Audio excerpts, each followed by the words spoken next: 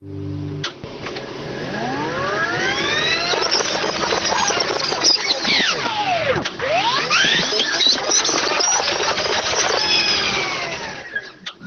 the creators of Survivor Talk with D&D comes a new podcast that is guaranteed to entertain the TV watcher in all of us. In Rewind Fast Forward with D&D, David and Dwayne take on the entire season of a show they have already watched as they rewind back to discuss each episode, knowing what lies ahead on the Fast Forward. Their first season to Rewind Fast Forward is season 1 of the Netflix hit show Stranger Things. Look for Rewind Fast Forward with D&D on iTunes. Subscribe now to catch the August 5th release of episodes 1 and 2 of Stranger Things.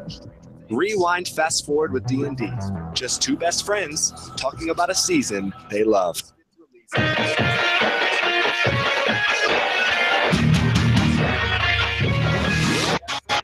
Hey, it's Ryan Kaiser, winner of the 2016 Durham Warriors Survival Challenge, and you're listening to Survivor Talk with D&D. So I may have lied and schmoozed like crazy on my way to becoming the DWSC king, but trust me when I say you're in good hands with these two podcasting kings themselves, David and Dwayne.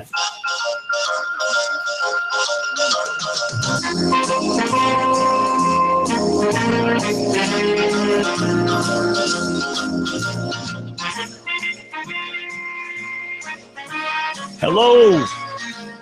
It's about to be ready. Turn that volume knob all the way up because we're about to start the Durham Warriors Survival Challenge pre-jury party.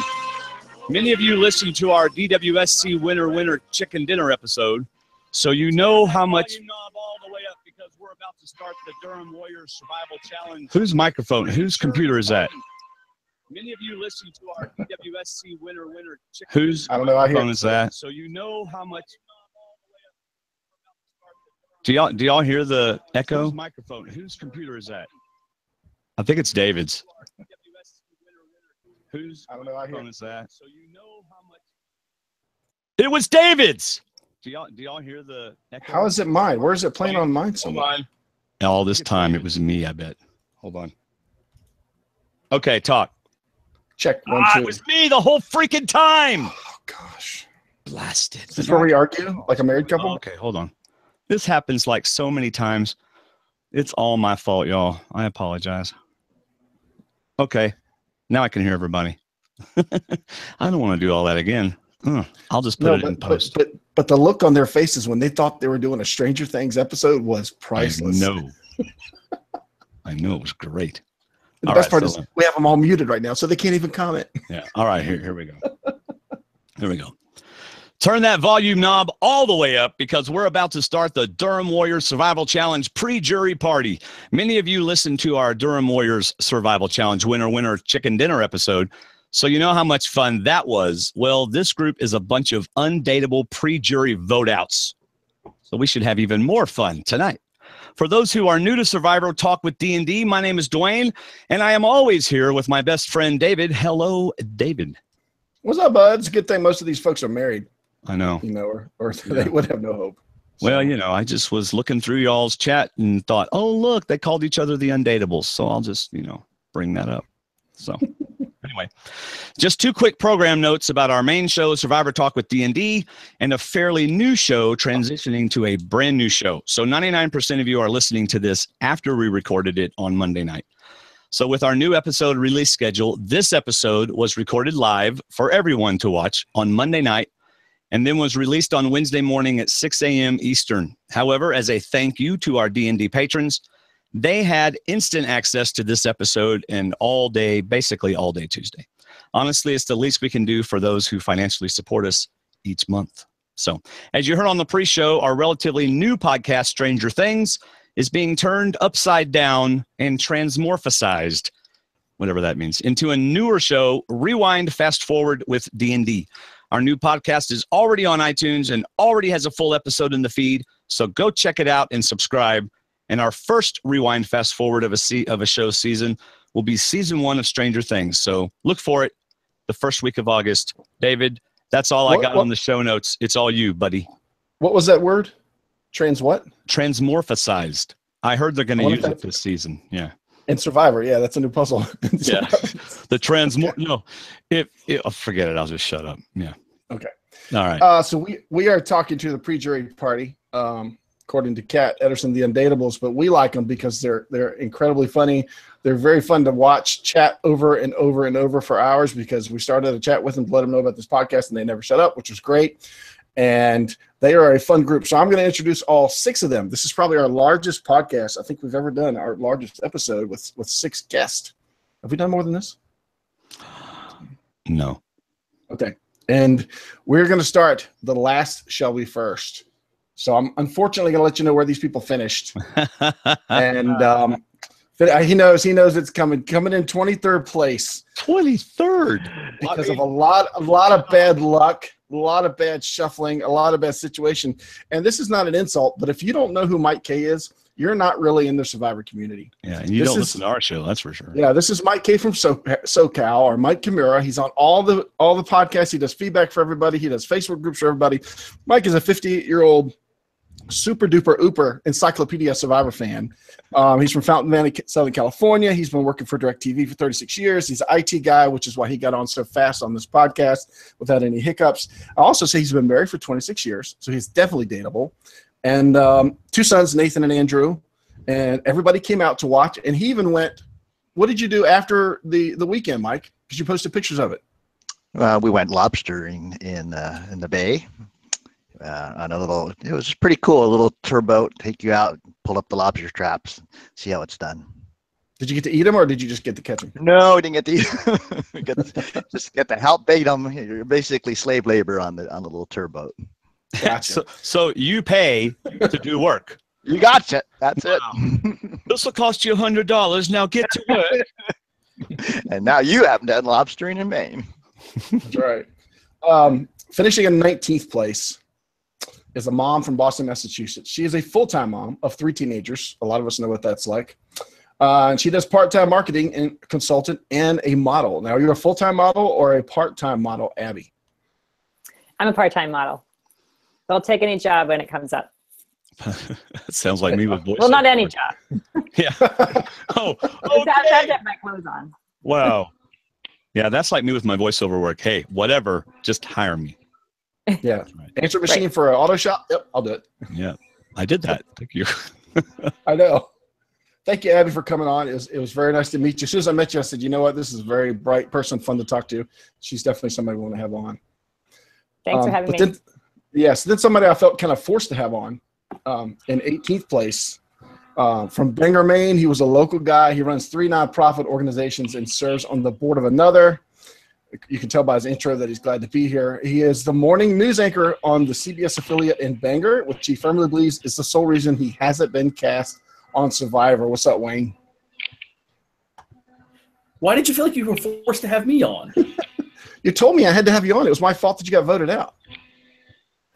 Hey, just because of that Friday night when I sat down and said, I know I can't win. I just want to be a podcast. Was that too much? Was that too forward? But you know we're on the air, right? You can actually. Okay. Now, thanks for coming on vacation. I appreciate you taking the time to join us. Hey, my pleasure. The kids are playing games outside. All right, and right after Wayne, we had the lady that we thought we knew, but apparently not enough of us did. She was in the black tank top, the girl in the black tank top, also AKA Sunday Burkett. She's the wife of mom, a breast cancer survivor, inspirational speaker, and castaway from Survivor Millennials versus Gen X, and also a guest on this podcast. Hey, Sunday. Hey, how you doing? I'm great. How are you? I'm great. Glad to be back. You look great in your tank top, Wayne. I forgot to tell you how you look in your tank top. I won't say great, but it's a good look on you. One, too. So it was just a coincidence. Oh, that. Black tank tops are where it's at. My goodness, we have 4 black tank tops. What the heck? Alex is wearing black, and you'll Mike's hear about it. Yeah. Did y'all call each other and say, "Hey, let's wear black tank tops tonight"? Yeah. All right, moving on. It wasn't me. To 13th place is the deputy editor of news at Cosmopolitan in New York, where he lives with his husband and 2 cats. He is a big Survivor fan, but he's still not entirely sure why he signed up for DWSC. Hey, Alex. Hi, guys. It's so true. It's so true. But I had fun. I can't wait to hear more about how you actually put your pen to paper and did this, because you so didn't want to do this and didn't match up for this. So I'm really interested to hear more about your story of getting into this. It was a great weekend.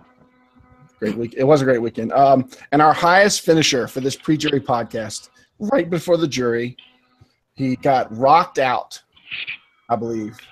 And he's from Boston, but he's currently roaming the East Coast with horses until that phone call comes in. It's basically a modern-day East Coast Oregon Trail. What's up, LJ?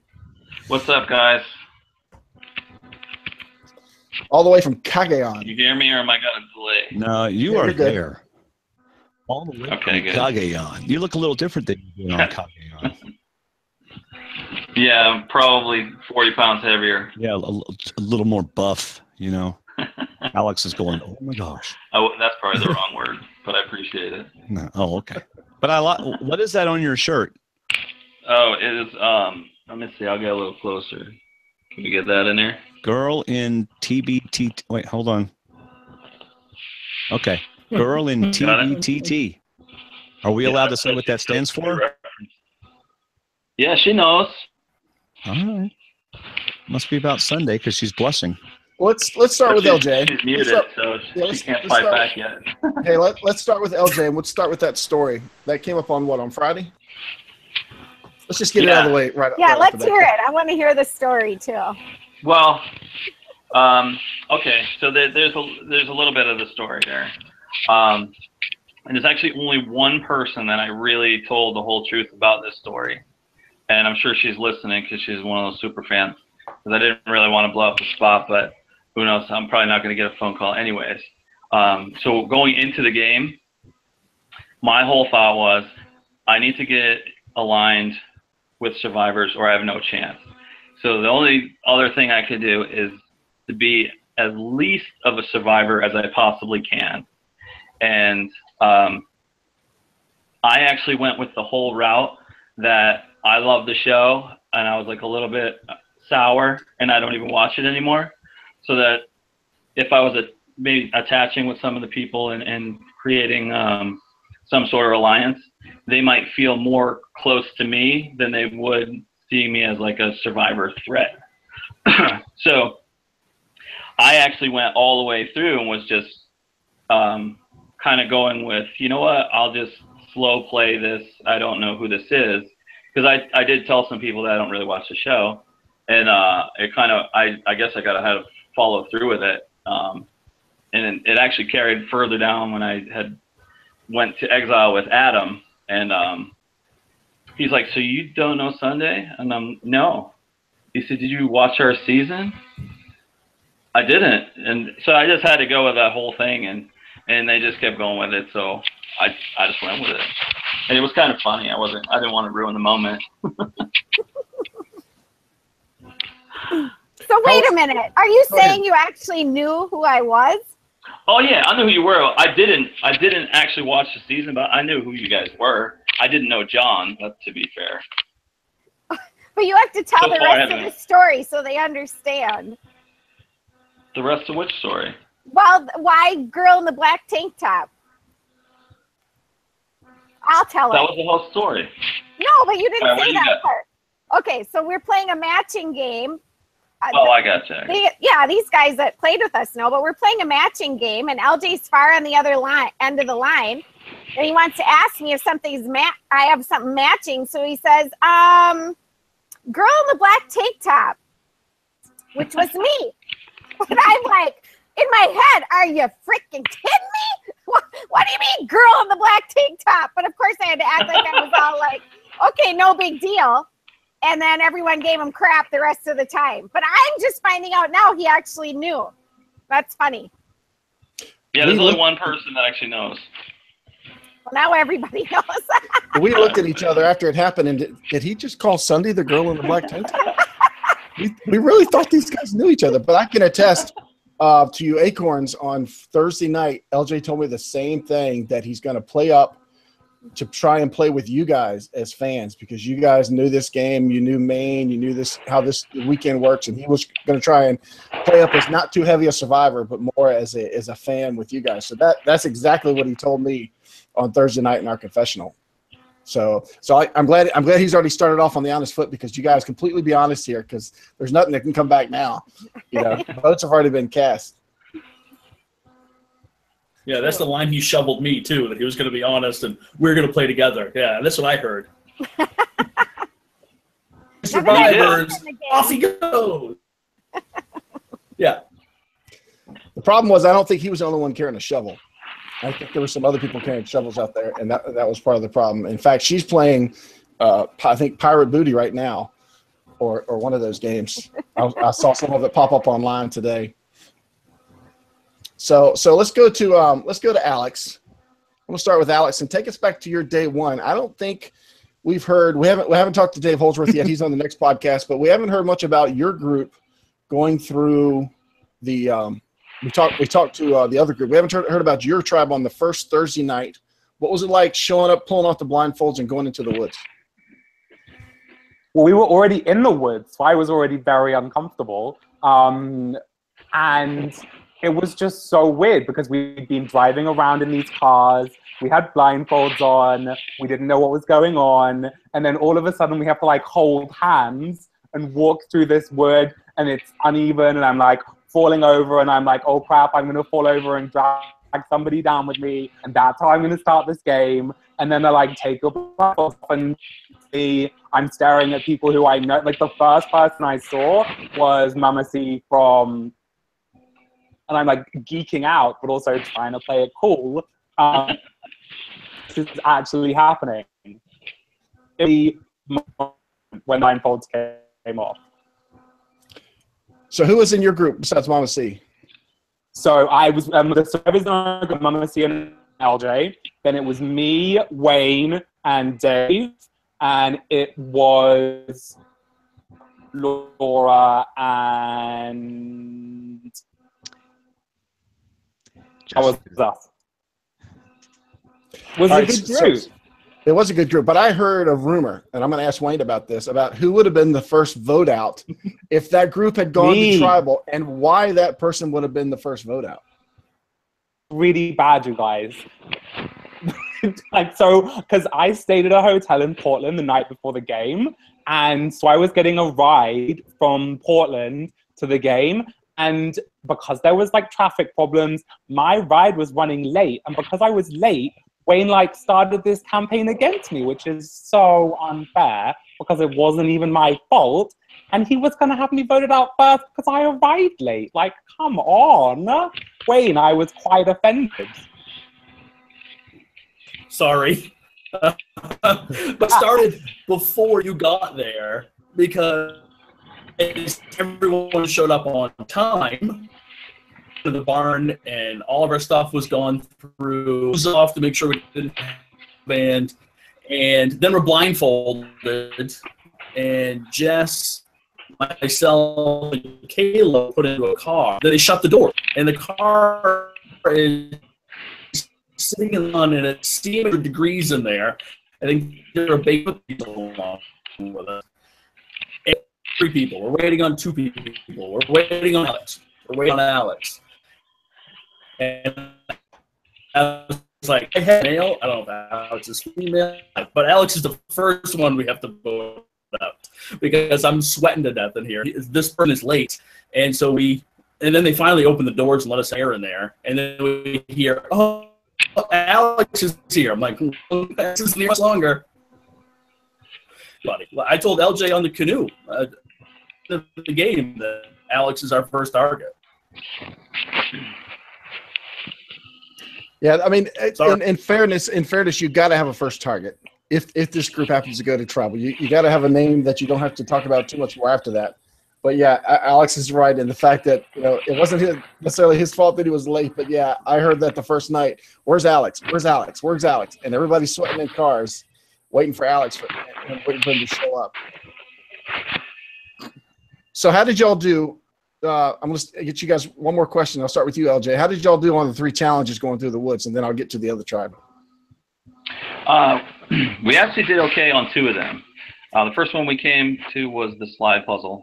I do those things all day when I'm bored. But obviously it's a group thing, and I kind of wanted to see if anybody wanted to step up, take initiative. Actually, I think both Alex and Wayne could attest to. I did say that. I don't even remember exactly what it was. It wasn't that I was good at puzzles, but I prefer that. I enjoy them at whatever leisurely pace or whatever. I don't know if you remember what I said. But we ended up, they tricked us with it because every slide puzzle I ever did, the bottom right corner is always empty. Well, they got a little tricky and they misplaced one of them. So we actually had it finished, and we moved it and we finished and upside down. And there was a little bit of creative control going on in the group. So I tried to step back a little bit and then trying to feel out where people were. And then I guess the last, when you say we had 10 seconds left, and we actually slid it over one and ended up getting it. But so we got our token for that one. And I think the next one was the canoes. Yeah. And that was, oh my God, that was wretched. And when we so who was in the canoe and who stayed back? Because I want to hear from somebody that stayed back. All right, so it was me, Wayne, Jess, and was it just us 3, or was Kayla with us too? Yeah, because that was our final 4, remember? Yeah. So that talk on the water. All right, Alex, so what happened back with the ropes, or back on the shore? Oh, it was just terrible. So we had we had like it was like Survivor trivia, but it was all numbers, and so we had to like work out what the numbers were, and then it was like this many paces away from a tree. You just have to like dig in the ground, which I'd rather not do. So I was just kind of like fake scrabbling around in the dirt, like, oh, I wish I'd smuggled some hand sanitizer.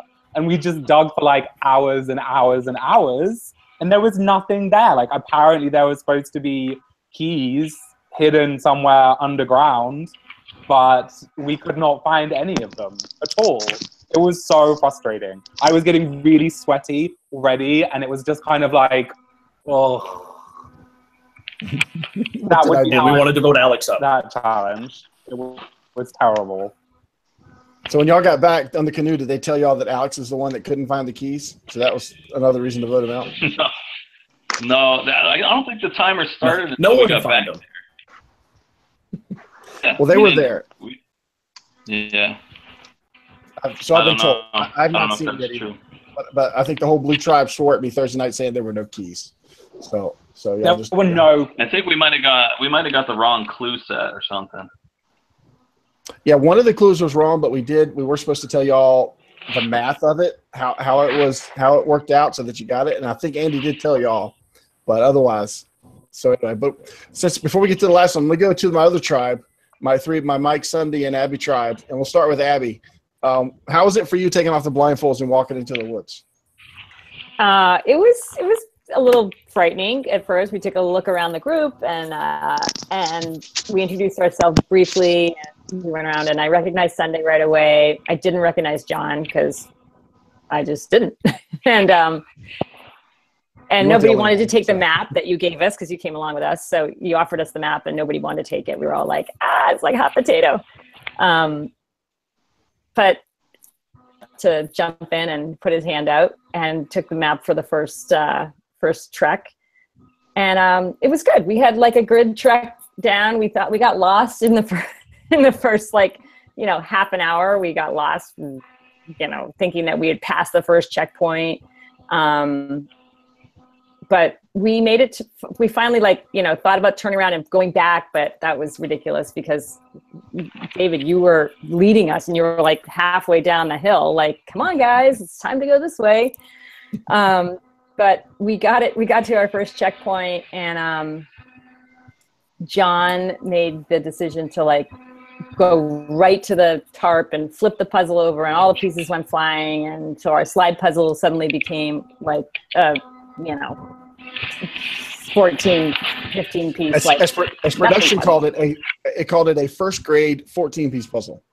That's what production called it. That's exactly what it turned into. So we finished that challenge in a matter of seconds. And we got to know everybody, which was kind of cool along the way, and chatted. And Sunday and I kind of, talked a little bit out of the gate because we recognized we were both sort of the oldest kind of moms there. And, we connected with each other right away in that sense.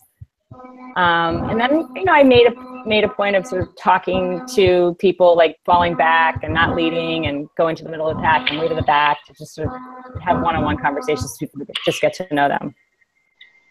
That's funny. We were both doing that. Yeah. And for some reason, when we read the letter, I had in my head that everything we saw was important. So I was grabbing the yellow ribbons off the trees. And we didn't need to do that. And then we almost needed to go back. And so we didn't know the way back. And I thought for sure I was going to be toast.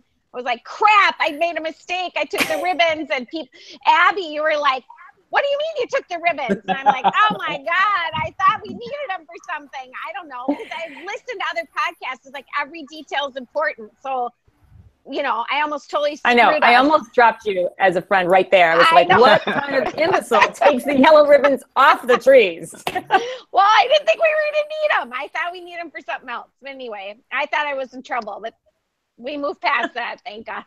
Yeah. Well, that's like a real survivor for you. She's going to grab anything that God didn't put in the ground so that she can take it with her and burn it or use it for something. And it's funny because I was telling Austin in the last podcast that I had just gone that path 24 hours earlier. And a few things had changed, like a tree falling in the path from when I went on it. But I never asked if they could pick up everything. Sunday's grabbing all the ribbons. John wants to grab the tarp and the puzzle and burn it at the next campfire. And I'm like, whoa.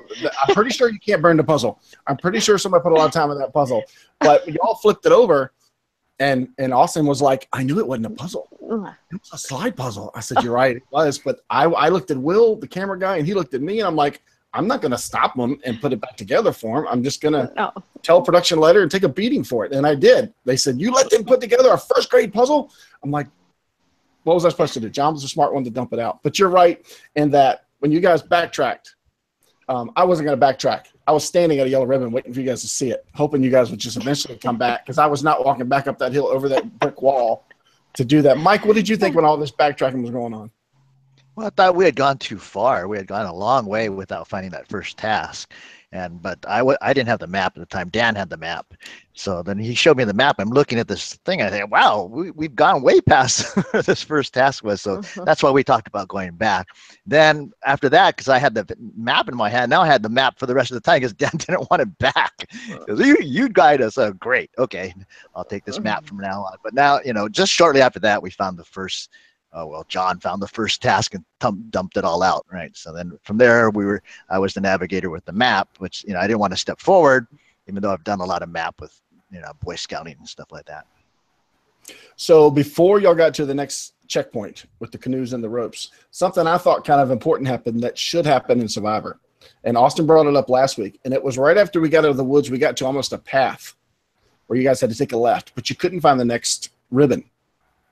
So John went way down looking for it. Liza went down to the woods looking for it. Different people went looking. And I looked back to the right, and there's an alliance forming. Y'all remember this? Yeah. Yeah. Tell me about that, Sunday. Who started that? I don't know. I mean, I know early on I kind of said something to Abby like, hey, do you want to work together? And I thought she was a little hesitant because I think she was surveying everything and trying to decide what to do. But then I think Dan was near, so we grabbed Dan as well. And I just tried to get in as many conversations as I could on that walk. I don't know, what you thought, I think Abby? I was more nervous about people hearing us say that than I was about an alliance. I think I was more worried that whoever was around us would just by default be like, oh, jump on that. So I was trying to be as subtle as I could. Yeah. But yeah, those are the little things that we look for in production. We'll watch who's following the trail. We'll watch who's cutting down the trees like John was to find the rest of the ribbons. But at the same time, we're looking for people grouping together and getting together. It was neat because there was only 8 of you, so you had a chance to do that. So getting to the second what happened at the second checkpoint there, Mike? Well, we had to divide because these two took off in the boat. So. Yeah, Abby, Sunday, Dan, and who else? Austin took off in the boat. They said they're going to do the boat. I said fine, because the land part was trivia, and that's something I excel at. And Trisha was there, so Trisha and I did all the trivia. We had that nailed. Unfortunately, we miscalculated how to measure those sticks. We thought it was measure out, then go right, then go left. So we're making this shape when it was really out. It's like a T shape. So once we figured that out, then Liza found the first bag with the key. We were looking for a big old bag. We were digging deep, and it's this little bag about this big with the key. So once she found that, then we knew what we were looking for, and we found the bags. And then the note had said the timer starts when they come back. So we said, stay out there. So I figured there might be talking about making an alliance with those four that are sitting in the boat for such a long time. Well, we're struggling trying to find these keys. And then once we found them, we said, come on back. And now you can help us with the rope part of the challenge, because they had gotten the ropes, the 4 ropes, which you had to align in. They were like short to long, but they didn't tell you which one. So there's a lot of combinations, 4 factorial if you do them all. But our biggest thing was, is it the trunk? Is it the base? Is it, where to measure from? Because it matters and how you find it. So before long, everybody was digging up every tree around. Austin was digging every tree that he could find, right? And then we found one other set of ropes that would work, and we got to the 3rd tree and go, where does this 4th one go? And I'm thinking, okay, let me put my hat on and think, what would Andy Baker and those guys do? Like, I bet they put it right back in the tree we started at. So I said, oh, look, it reaches. And I dug down and I got the little round box that was in there with the clue. So let me ask. Oh, go ahead, Sunday. I was just going to say he was right. We were forming an alliance in the canoe because we were stuck out there for a while. But backing up a tiny bit, Austin and I started an alliance together in the barn when we were being inspected, because we were being inspected by the same person. And so I just looked over at him and I was like, hey, what, you want to work, kind of gave him the look, you want to work together? And we did a little fist pump, and that was it. So I knew I was already had Austin walking in, and then, getting with Abby and Dan. And then we got in the canoe and it was the 4 of us. It was perfect. Yeah, and then of course when I took the blindfold off, I knew Sunday. I'd met her at her finale and also at Reality Rally, so we kind of gave the little wink and then saw each other. So I thought if we end up together, I thought, okay, there's a friend I know. I didn't recognize John right off until Austin said, "Hey, is that a Thailand buff you're wearing?" I'm going, wait a minute, we probably have 2 survivors there. John, you must be Pastor John. Then I recognized him, but at first he's just playing like he doesn't introduce himself as a survivor, right? So we're just going along. I gave everybody a little wink. Sorry. That's how you do it. I give everybody a little wink. Hey, us, right?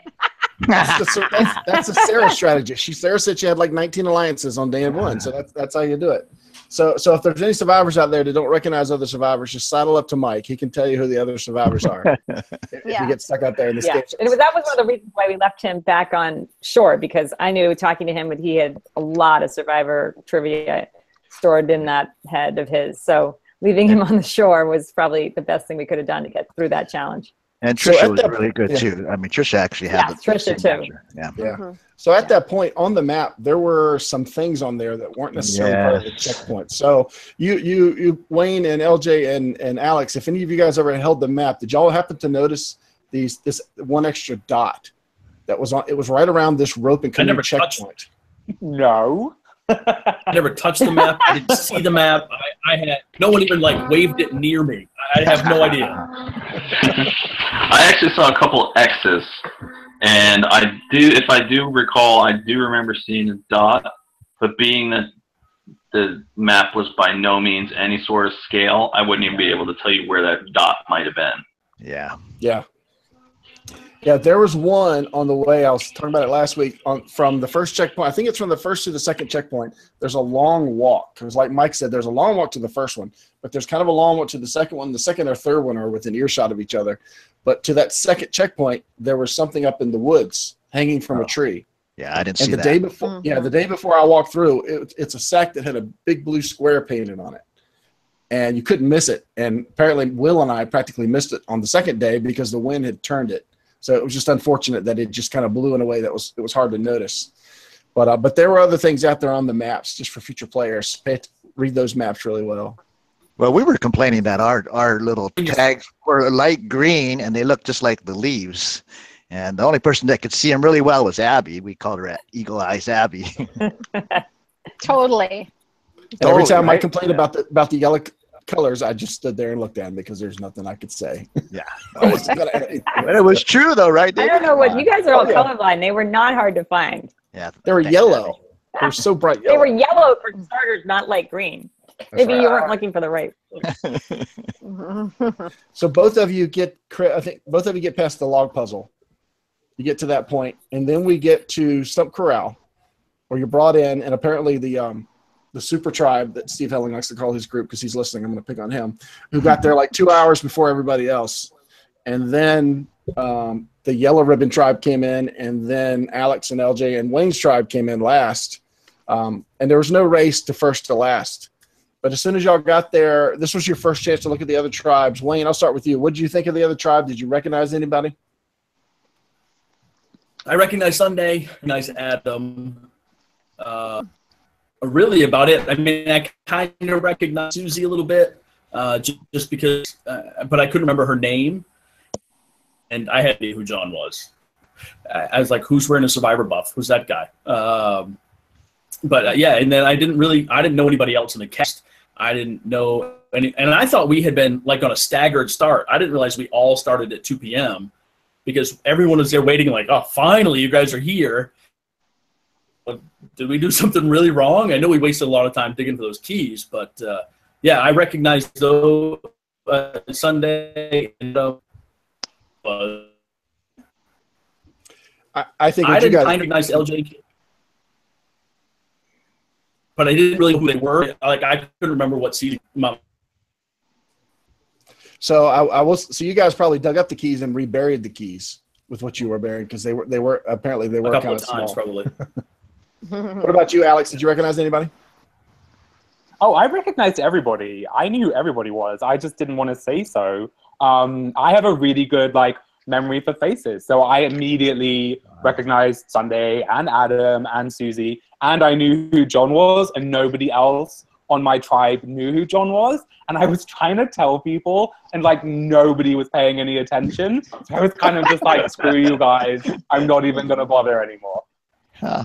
Which is fine. But do you know, one thing I would say actually for future players is make sure you remember who is on what tribe. So so many of those starting alliances that people had are the ones that worked out, or they started people off on a really good foot. And if you don't know who was on day one and who was on the tribe night one, then you're just going to lose your place in the game really quickly. Now, I don't know if y'all saw this or not. Yeah, Mike K came up with this spreadsheet, and I put it in our chat. I don't know if it is. Oh, wow. In the game, guys. Oh, no, yeah, this was not in the game. You're right. This was post-game. I was handing these out on Friday night. Yeah, Friday night I gave these out to the Acorn team. Still didn't help Wayne, but otherwise, yeah. Nope, didn't help me a bit. All right, so back at I'm not going to ask you, Mike, who you recognize because I know you recognized everybody. So once we get to Stump Corral, let's start with Mike and Abby and Sunday. When he said you guys need to break up from, we've already talked about the tokens going towards the 3 items for survival. He said you guys need to break up. So what was the immediate conversation and what was a plan for you guys? Well, I think we didn't really have a huge plan. We kind of talked, but all of a sudden John was basically going to give us a consequence for not making another tribe. He's like, all right, you guys aren't going to do it. And Liza and I looked at each other like, oh, we don't want to get, we don't want a consequence. So both of us let's just go start it. And then I motioned to Abby, I think is how it went down. And she came over with us and Austin came over and then other people started to come, which was defeating the whole purpose of breaking another tribe. And we wanted a majority and, they started to come over. John came over and he's like, I want to be with Sunday and Abby. And I was like, no, go back. because we didn't want all of us on one, and then we'd have been back in the same situation. So I really wanted to still be with Abby and Austin, and I think Dan, did he come over also, Abby? I can't remember. Dan didn't. I think he tried to come over, but at that time it was then too many men and too many women, so we had to have an even amount of split. Right. And I think what happened was we kind of got 4 people there, and then there were actually not enough people to come over to us. We couldn't get another couple of people, and I sort of thought, okay, we're going for the Nothing Tribe. They've got to reward the Nothing Tribe with something, right? Me I was thinking, Me too. We're gonna step out. We don't need fire. We don't need shelter. We're gonna be the Nothing Tribe. We're gonna build on our friendships. But we got screwed. We got nothing. Nothing. To me, one thing was the Blue Tribe they were down on the lower part of the stump corral near where all the food, all the different rewards were, and so was LJ's tribe, and we were way up on the hill. It's like, oh my gosh, they just walked over and stood by one, and so we were kind of the last ones to get down there and start mixing up, and then. If you're standing by yourself, you don't be by yourself. Say, oh, let me jump over here. And at the end, we ended up splitting 4-4, which we were the only tribe that did that. And at one point we were thinking, oh, well, cool. We'll have 4 and then 2 leftovers and 4 and 2 leftovers. And we'll be able to vote those 2 leftovers out of both tribes and join back up and have 8 again. But that's not what happened, because those other 2 tribes stood pat with 8 and forced John to break them up, right? So John, the hostmaster, comes up and says, all right, you tribe, you have to lose 2 people. You have to lose 1 male and 1 female. So Alex, what was going through your head at this time? Then we'll go to one. Honestly, I was just trying to look for an exit strategy that would not piss off the people on my tribe, but they were already annoyed with me. And I mean, I didn't know at the time, but Wayne has told me since that he was gunning for me to go first. And so when we were all talking about, there was one point where he actually was like, Alex, and I was like, okay. So as soon as name dropped to somebody to go, and so when it was somebody can volunteer in a Nothing Tribe, I got upset about it because I really wanted the top, but I kind of knew that it was a way to get out of a tribe that I didn't want to be on and maybe score some good points for the group. Had I noticed that there were 4 people from the same tribe, on the Nothing Tribe, I would have probably second-guessed myself some more, but I just wasn't paying enough attention. I was so annoyed with my first tribe that I was just screw you guys, I need to leave. We were happy to take you, Alex. Yeah, we loved you, and you may have given up the tarp but you brought your My Little Pony blanket that saved us from the rainstorm. Care Bears. Care Bears. Oh, the Care Bears. The Care Bears. Sorry, Care Bears. Yeah. That is actually my cat's blanket, and they're so upset that they don't have it anymore because I did throw it out after the game. But they've taken it personally. Can I just say, for future players, please don't bring a useless blanket. Yeah. So true. Abby and I brought good blankets. We were prepared with good blankets, and not very many other people were. True. So Wayne, how did it come to that your tribe was going to have to get rid of 2 people? How'd that happen? Well, we saw I actually went as John was kind of driving everything. I went and I looked. Let me look at the food. Let me look at the fires set up, and went through. And I was like, the only really want out of all this that's really super beneficial is that tarp. So all 8 acorns, Alex included, we hadn't kicked him out at this point. All 8 acorns went over and said, we're not leaving. And if the penalty is they have to split us up, great, but this is what we want. This is going to be the most benefit, because we knew there's rain in the forecast for the next at least couple of days. We need the tarp to kind of stay dry and warm. We weren't moving. We were not giving that tarp up. All right, but so you know what I thought was... Go ahead, Alex. Oh, sorry. Do you know what I thought was funny? What I remember is that of all the women on the tribe, the women who I remember being super, super determined, like, I really need the tarp. I have to have the tarp, you guys, was Mama C. And then Wayne, when you like picked somebody to dump from the tribe that was going to get the tarp, you picked Mama C. And I was like, you didn't. Of all the people who I thought would get like from the women, Mama C was the last person I thought you would dump. I was so surprised when you did that. There's a reason for that. I had a reason for it, though. I knew that he and I had talked on the way in, and we had gotten close. So I knew I had LJ that I had to deal with. I didn't want him to have any other survivors. I wanted on me as that person that he can rely on fully, and we can do this. So my goal was get rid of Mama C. She was my first in that situation because I did survivor connection. I want connection he had tight was with me. It could have been Sunday. It could have been leaving. If I had a choice, she was leaving. Mm-hmm. All right, LJ, I can't tell. Wayne, you're breaking up, so I don't want to interrupt you or anything. But I want to ask you, what was your thought when you watched that Survivor? Were you going to work with Mama C, or were you going to work away from Mama C at that point? Well, at that point, when she was on our team, I was all for it. It was going to be one of those unspoken things. Obviously, we've played the game before.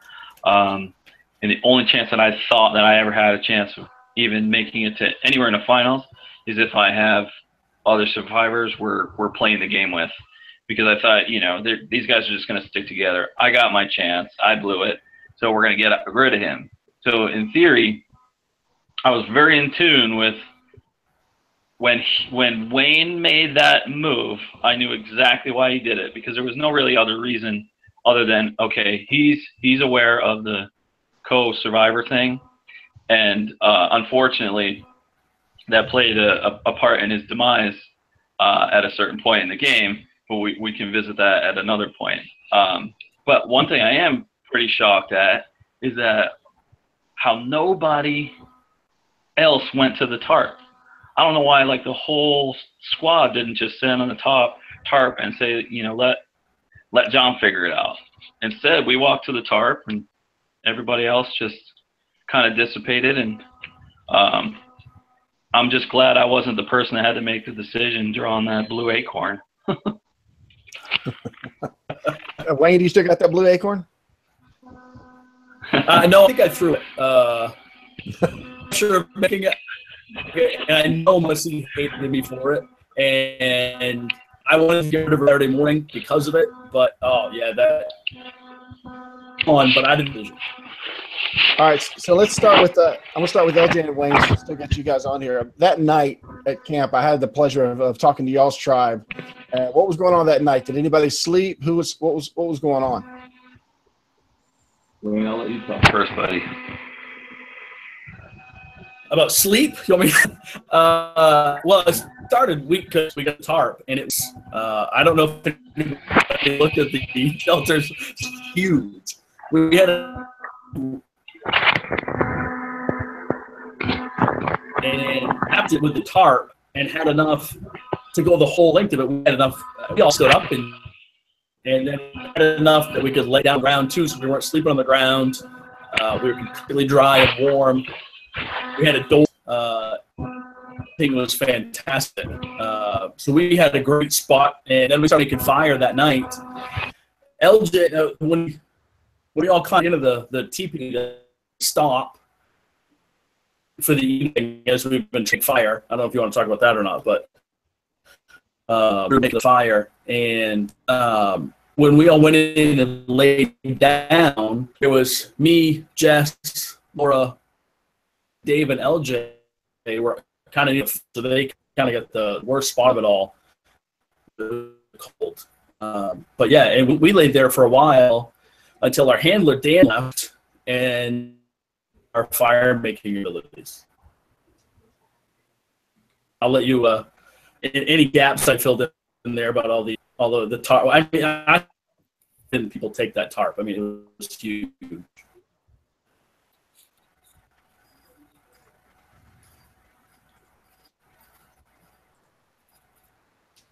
Go ahead, Can you hear me?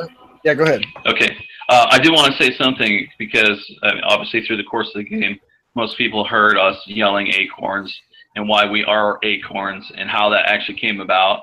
When we created our tent and we had enough to wrap around, the floor of our tarp, we all laid down, and then just one at a time, we would hear, oh, and like, oh, what's the matter? Acorn.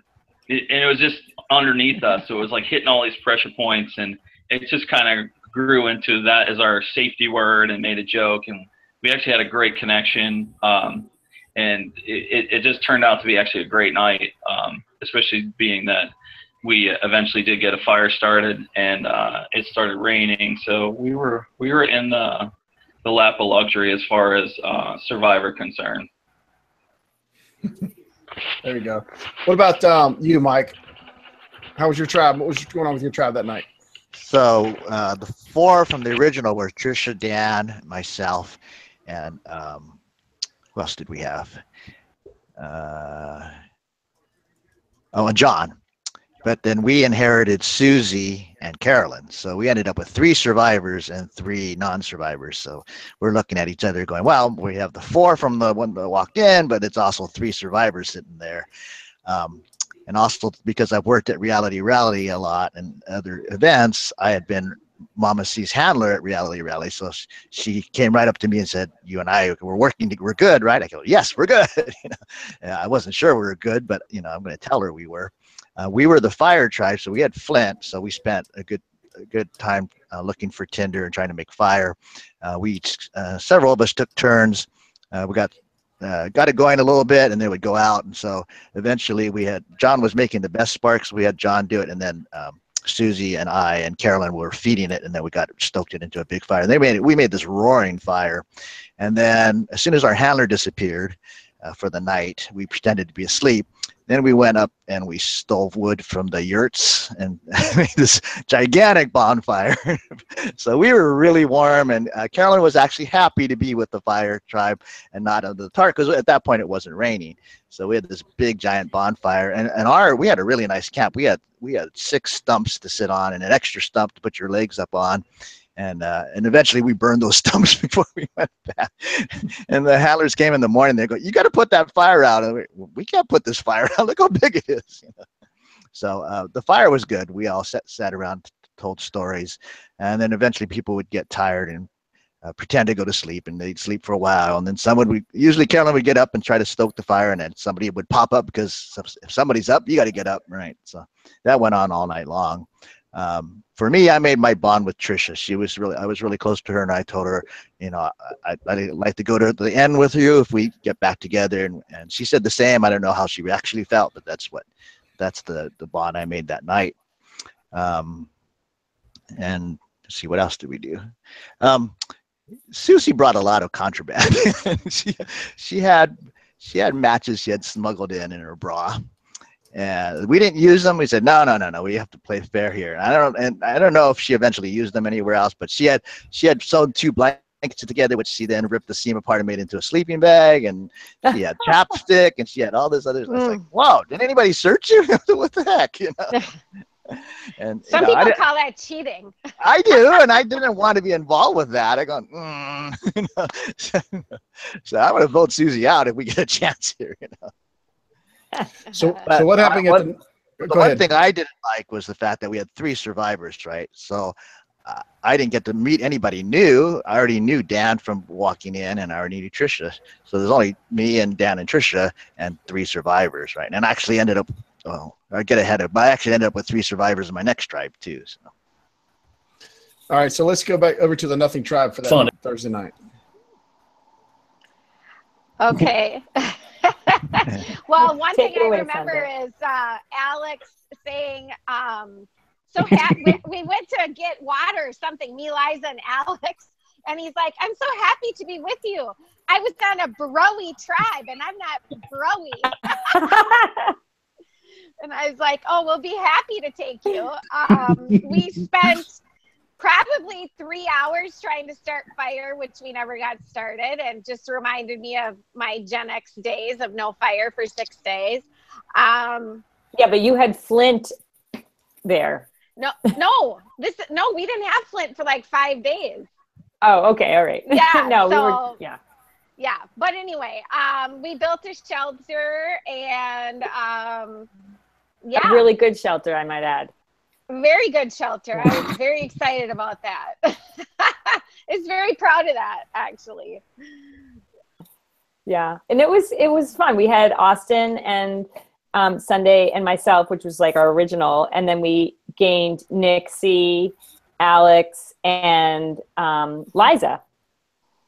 Yeah. Right? Can I just say, when Nixie got sent over to our tribe, got sent over.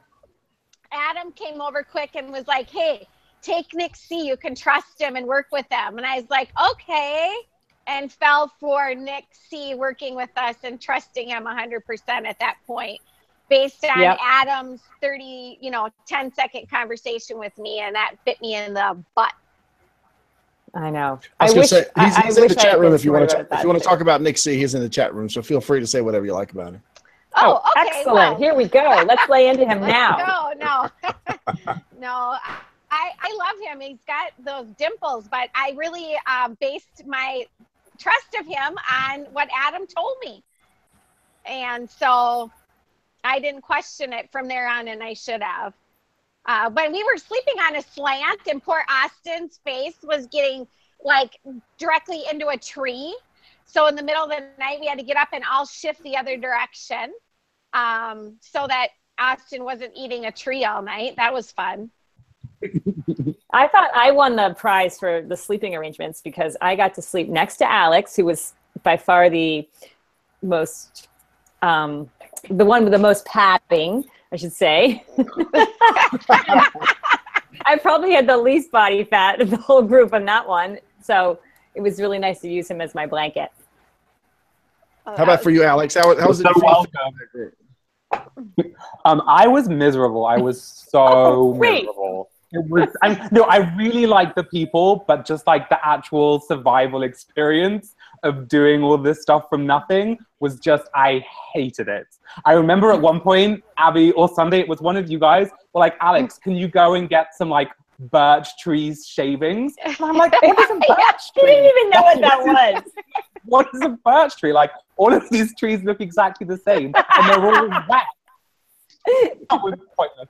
And we spent hours and hours trying to make this fire. And the whole time I'm like biting my tongue, not wanting to be the guy who was like, "This isn't going to happen. This is not going to happen. Like, why don't we just cut our losses, guys?"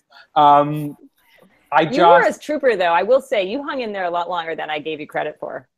See, I knew that nothing was going to be happening. But again, like, I felt like I was a little bit on the outs again. And so one thing I also remember is I was super, super psyched to talk to Sunday and Liza. And I thought that, like, we maybe had something, like, semi-legit happening, even though I kind of saw where the numbers were laying out. And then I just remember so vividly after the first night, which was miserable, walking back to Stump Corral that Friday morning. And then I noticed that Sunday and Liza were whispering. And I noticed that Sunday and Abby were whispering.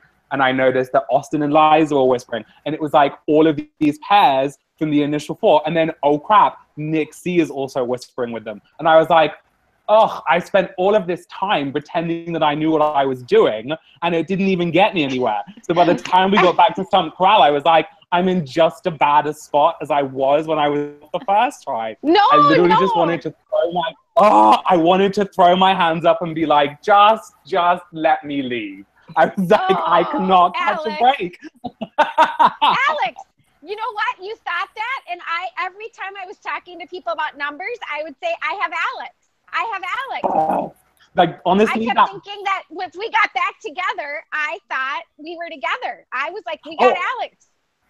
No, do you know what's really funny is as soon as we switched up into the guys versus girls, I was like, well, no, I was really miserable because the idea of being on a tribe full of guys was like, shoot me in the face, this is terrible. But I was so excited because it meant that if I like actually didn't just die, that I would have a chance to work with you guys and maybe it would work out. I was so relieved when that happened. It was so funny. Well, Alex, I think you were the only person that was not in alliance with Sunday, if you felt that way, because everybody thought they were in an alliance with Sunday at some point during the weekend. Even LJ, who didn't know who she was, felt that he had a tie in some way with Sunday. I never had. Oh, you never had one, Wayne? You never had a connection with Sunday? Yeah. No, I never had one with her. Nope. I think I might have been the only one besides Alex. But I never had a tribe with her. I was never with her at all. Everybody else in your tribe mentioned her, so they all felt comfortable around her and thought they would work with her. It was probably because I trash talked you guys so much that first night. Oh, you're like, they're horrible. They're horrible. So that night happens, and everything happens that y'all just heard about. The next morning, Friday morning, you come up with your first twist. Actually, I don't know if you call it your first twist or not, but the next swap is where the 4 tribes get broken up into 2 groups. And this is where we go a little one world, and it's boys against girls. So did anybody, who wants to be honest and say they saw that coming? Good. I didn't think anybody saw that coming. Okay. Just want to be fair. No. So how did that change? Let's go back to the guys, LJ and Mike and Wayne and Alex. How did that change for you guys? We'll start with LJ since he's been muted the longest, and he can unmute and then come in and tell me how is that going to change for your game? Did you know John Raymond at this point? I don't know how much it was going to change because the game essentially barely started. We didn't have anything that was a sense of adversity. We got along. We had a great night's sleep. It was just a matter of, okay, now the game's starting to which kind of people we're going to maybe bond with or meet or get a vibe with. But when there's so many people, I mean, it didn't really do anything other than from talking to any females. So I don't think it didn't really change any because I was fairly certain that there's no way that the rest of the weekend is going to go like this. So it was just a matter of just feeling out everybody on an individual basis without making anything seem like any sort of strategy, and maybe slowly uncovering who's with who, because now these other tribes are starting to unpeel and, lose their layers and stuff like that. So it was just some more information than changing the game in any sort of way. What about for you, Wayne? Kind of like what LJ said. I mean, do anything. You try to have on the way,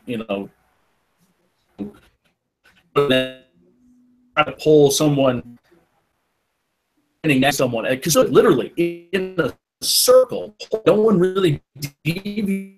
It's like we were sheep into one little pen. So you might talk to the guy next to you, or might talk to him on the hill to leave to go to the next challenge. But you made little connections and little things like that. But we all knew that it wasn't going to stay. Right.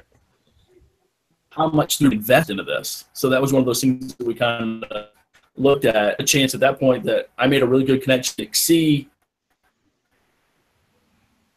connection with H, and I talked to John Raymond for a few minutes. Or at that point, so I thought that I had made some connections, and if we had gotten to a point where the 12 of us had a vote, that I figured I was in a group of 7 that was kind of working.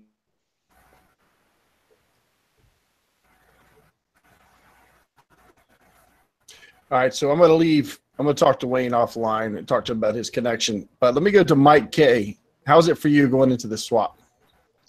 Well, I didn't want to have men versus women. I thought that was one of the worst things for me, being one of the oldest. Well, I was the oldest person in the game, and a small male, and I wanted to, meet some of the women that I only met like from the first night. I'm sitting there with Dan and Trisha. I don't really know any of the other women.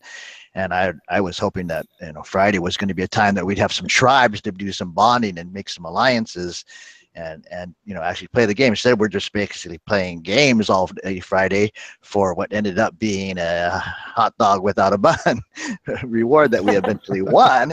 But I mean, that was a lot of work all day, and we didn't get to really reap the benefits of winning anything there, and really didn't really get the. I mean, most of the guys were just talking, stories or sports or Nickelodeon stuff, So there wasn't here and there people would break off, but you didn't know what your tribe was going to be. We knew it wasn't going to be these 12. I did really bond with the 6 that we had. We did really well. The little subgroup of 6 that we had, which I was with. I got to reconnect with Austin, and I had Adam and Dan and Nixie and John, and we did really well for our group. So we were thinking, well, maybe this 6 might be a tribe.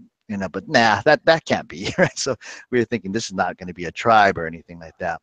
My biggest downfall there was they handed me the tribe flag, and I noticed right away that there was a note inside of one of the shells, and I wanted to grab it, and then they said, "Okay, stick the flag up. We have to do this challenge." And we did this challenge. I think the men won that challenge. We were all celebrating. I totally forgot about the flag, and I think we left the flag there at the field for a while, and forgot to get it. And then the next time I noticed, I said, "Oh well, LJ's holding that flag," and I look at the flag afterwards, and the shell's gone. So I was disappointed in myself with that. LJ, you got any comment about the flags in that shell? He's muted though. I got you now. Sorry if the train's rolling in with my audio, but yeah. So I looked at the little netting that had some shells in there, and I looked at it a few times, and I'm like, man, and I'm holding it, and I'm looking at it, and I was like, these are a bunch of shells, and I looked a little bit closer, and I noticed that there was a mussel in there, and there was a little piece of paper sticking out, like it was a fortune cookie, and I thought, oh, dang. All right, so how am I going to do this? How am I going to get this in front of the crew here? Because if I pluck the bag off, it's going to be obvious. So I was fortunate enough to be able to, everyone was rejoicing, be excited, and I'll grab the flag, and I just carried the flag so that it was down at my side and weaseled that one mussel out of there to get the note. And the good thing for future players is if you're afforded those Porta-John bathroom breaks, that's when you read all your notes. So I read the notes. And of course I'm in there, and I rolled it back up, and I put a nice little bow back on there. And I did it with the other clue that we had prior. So I just wanted to make it like, listen, this is a community deal. I'm not, I will let, well, at that time it was Alex had found one of them.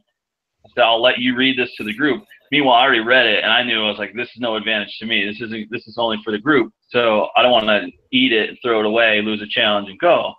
So I brought it back to the group, let him read that. But I kept the other one for myself. But I looked and looked, and I still didn't find the idol. So it ended up being a kind of a wasted case.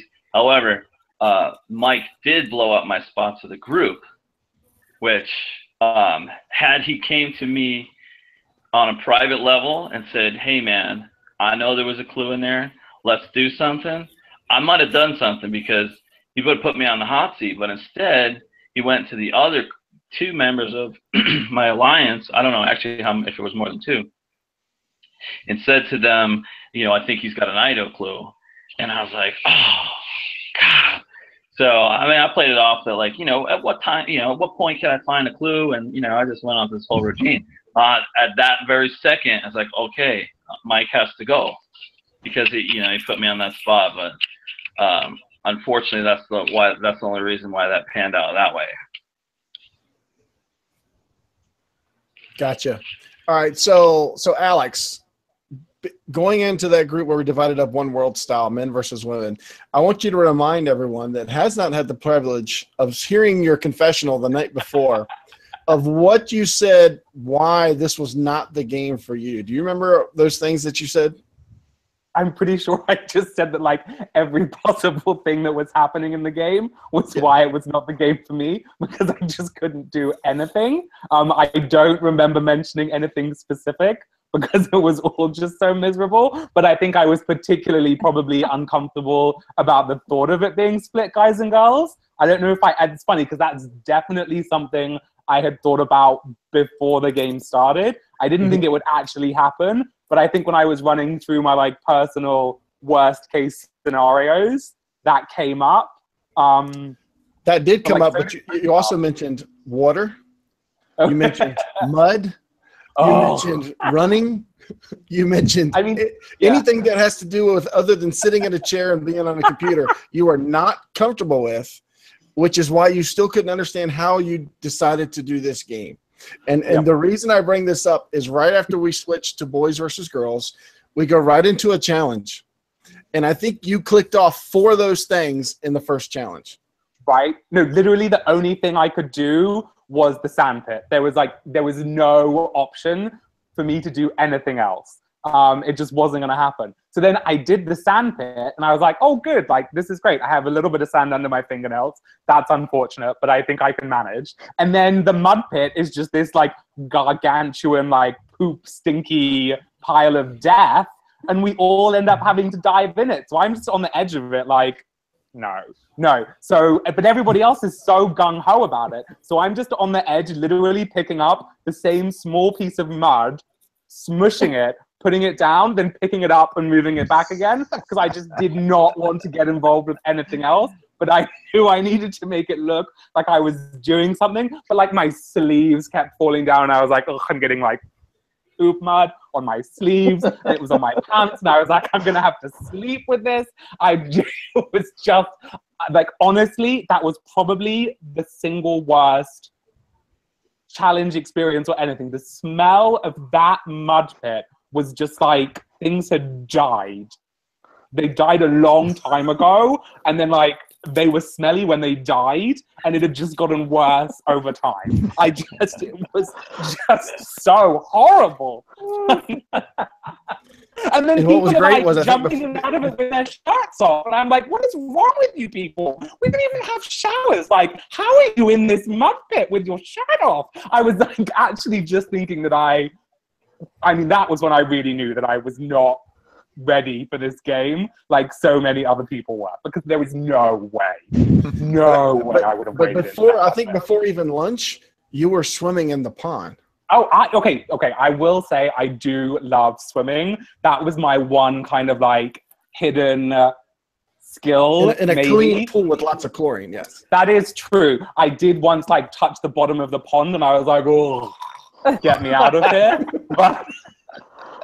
But the problem is that like I swim with like prescription goggles because I wear glasses normally, so I can see where I'm going. But when I'm like in a pond, I had to take my glasses off, so I was just like the whole time. But I do like swimming, in theory, I guess. In theory. Well, I'm glad this was such a great experience for you to get all these things out of your way. Yes, very true. On the women's side, I'm going to start with Abby. You guys switched into a girls' tribe. You got to reconnect with Liza and who was I'm drawing. Who was your other lady that you were with on the first night? On the first night, we were with Sunday and Trisha. Sunday and me. No, it was just Trisha. Liza. And Yeah, and Trisha connected with. So what was your goal though going into this women's tribe? Did you think it would last, or were you like 99% of the other people pretty sure this was not going to be the final lineup?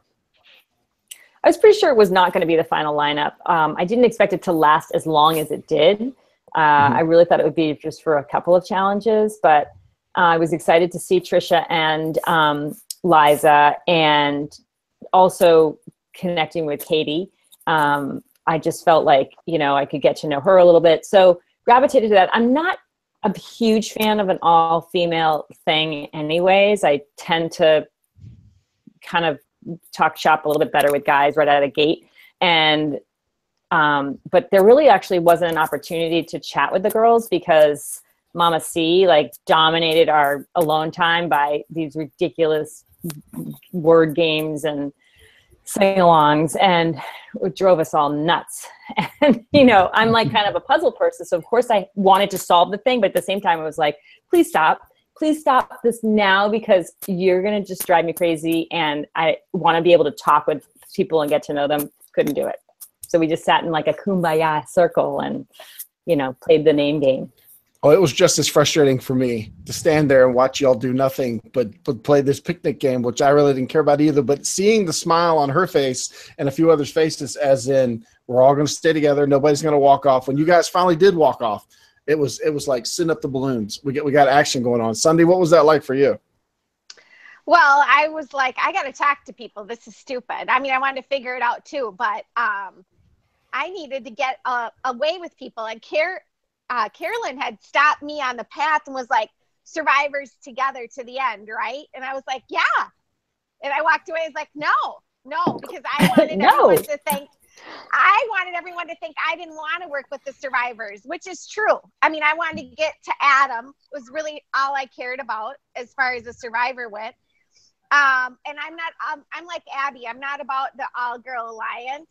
And someone brought that up. And of course you say, yeah, that'd be great, because you want to have options, but there's no way I was doing an all girl alliance. So going back and forth was the only time you could get with anybody. And I did grab Bethany at one point. I'm probably jumping ahead, but I grabbed you got to take the whole day. Yeah.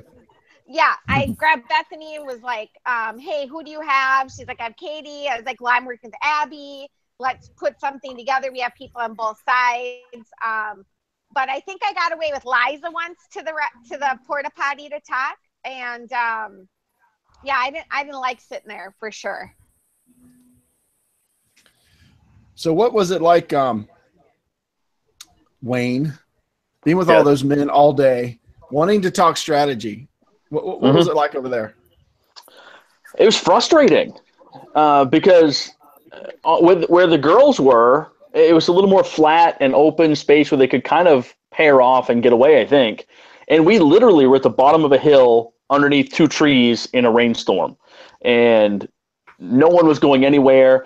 And you can tell why Adam is so good at the game. He commanded the whole room. He made everybody know when to talk, when not to talk. He controlled the subjects, kind of like Mama C did with the women's tribe. He was when people talked, he absolutely people just followed him wherever he went. It was pretty amazing to see people hanging on his every word. So, which kind of honestly annoyed me a little bit. So I started poking him a little bit and kind of poking the bear anytime we were being a challenge. Be like, hey, Adam, you can drop that at any time and you don't have to go so hard. Just anything to kind of like maybe make Austin or Nick or Nick, anybody realize, hey, maybe you guys shouldn't be following Adam as much. Let's kind of ignore Adam for a minute. But he was in charge, and it was so frustrating to me that you couldn't get away from where we were geographically. We just could not get away, as I dropped my phone. We couldn't get away to break off and talk in those little groups. We never really had the chance to do so. I mean, LJ had to go to the porta potty to read idle clues. We didn't have any place to go and really kind of play the game and strategize. Was that the same for you, LJ? How did you feel? What were you feeling about? Did you notice that as well about Adam kind of leading the group and talking? Uh-oh. All right, you got me? Yeah, we still got you. We can hear you. Can you hear me? Yeah. Yeah. So, yes, there was parts where, we were in such a confined space where, for me, my game wasn't really changing. I was more about absorbing the information that everyone was going to give on who's what, who's kind of aligned with who's going to talk behind who's back as they went on one-on-one bathroom breaks and all that stuff. And what was great about it is, like, Adam just kind of initiated the conversations, and the conversations went around, and there wasn't really time for people to go and, well, there's no space, but there was no time for people to go and talk about who if they might want to switch something up or start alliances. So it was kind of good because it just kept us in that space, because all in all, nothing was really if anything happened then, it would have been just like trying to make a pre-game alliance, and it's just going to fall on your face because we're just starting the game and unpeeling stuff, and eventually we're all going to dissipate anyways, and things are going to start happening. So he was controlling conversation. Everybody wanted to listen. I think it was more because he's won and he's experienced, and he's a very charming person to speak and all that stuff. So everybody listened. So it was kind of a good thing that it did keep everybody corralled. For my part, being that I'm one of the survivors, it didn't give other people's opportunities to say, hey, we got to get these guys out of here. So everybody just sat and listened, and the game started to get orchestrated right then. Yeah, Mike, you and I have talked about this day not being concrete. So tell me what was going on for you this day. Well, like you said, our area was really tight. Oftentimes we were just standing on this little pathway, so we're just standing side by side with each other. Just can't really talk to each other there. John Raymond would just go to sleep under a tree, so he wasn't talking to anybody, and then we just figured I wanted to find out from the guys what the girls were like that they had met, because I really had a limited experience of meeting anybody so far, but that just didn't happen. And the challenges are happening right away. So we were more into the challenge things, and I was kind of excited that we were doing well, especially for me. My highlight for the whole week or the whole weekend was the tomahawk throwing, because I got 3 in a row. And that was, and we still came in second because Alex's group did better. But, we came in first and second in that challenge. So we were pretty ecstatic about that.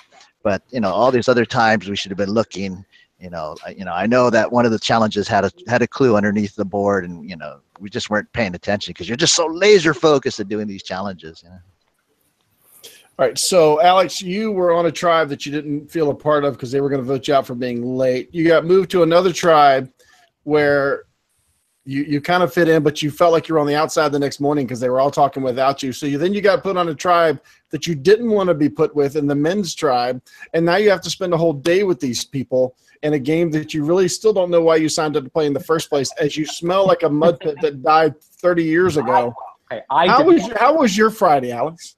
Well, I just want to clarify that I did not smell like the mud pit because I didn't even get close to it. I just for my own personal brand, I do need to acknowledge that I did not smell like that mud pit. Friday, I actually thought was a delight because I just literally threw my hands up and was just like, this is what it is. Like, this crazy experience that I have put myself in is what it is. And I think because we were a big group of 12 guys, I did know that we weren't going to stay that way through the next day. So I knew there was a switch coming at some point. And also because I just had absolutely no interest in working with a group that was all guys, or I basically had no interest working with guys at all. I was just kind of content to just sit back, not make a scene.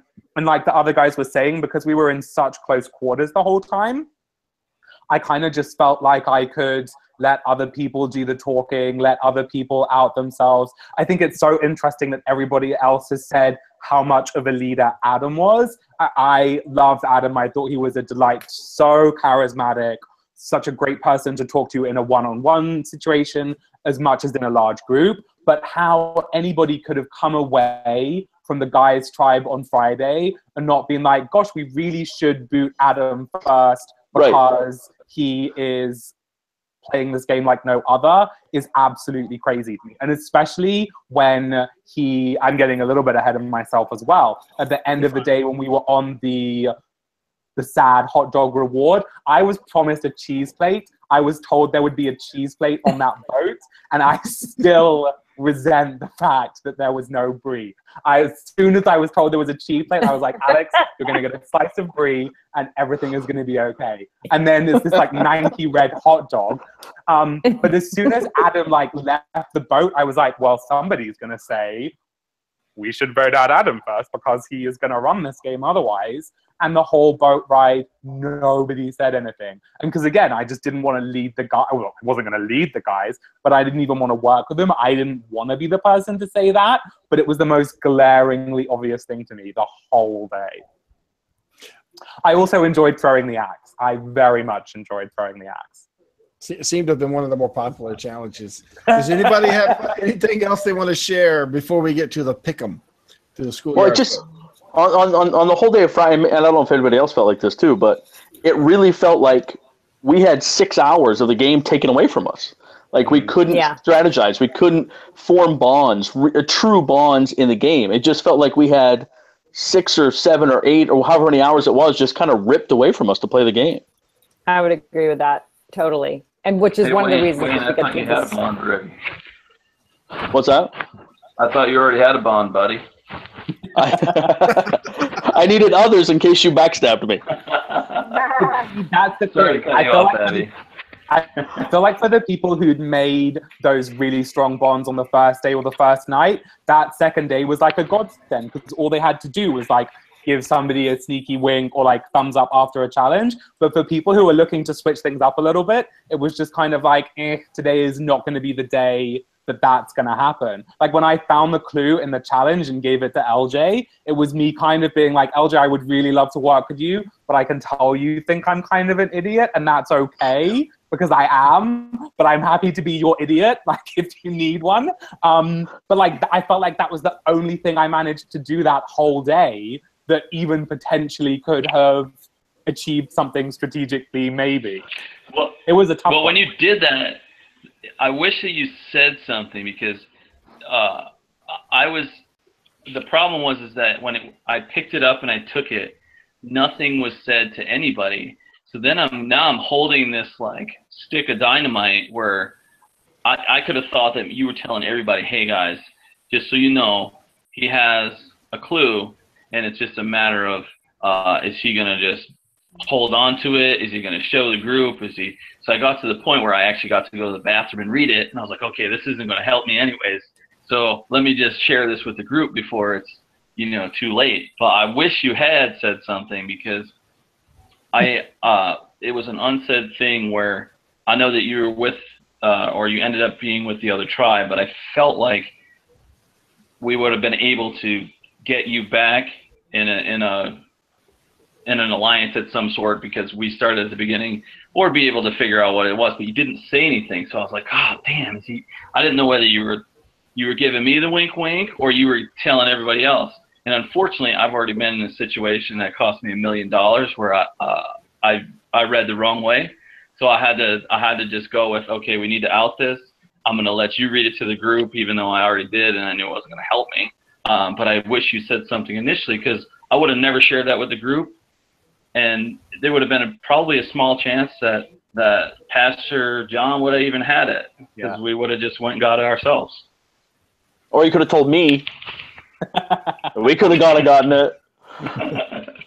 But this is one of the things I like about doing this podcast as a longtime fan of Survivor, as somebody that's had the opportunity to play this game and been on production for 2 years. And this is the main reason I wanted to have Wayne on, was because Wayne had listened to the podcast, got information from the podcast, used it, didn't use it, and came out from it. I want other people to hear what you guys are saying about how the importance of, to me, one of the most important things you can do, and there's 2 people on this podcast that can attest to it, is that first day alliance.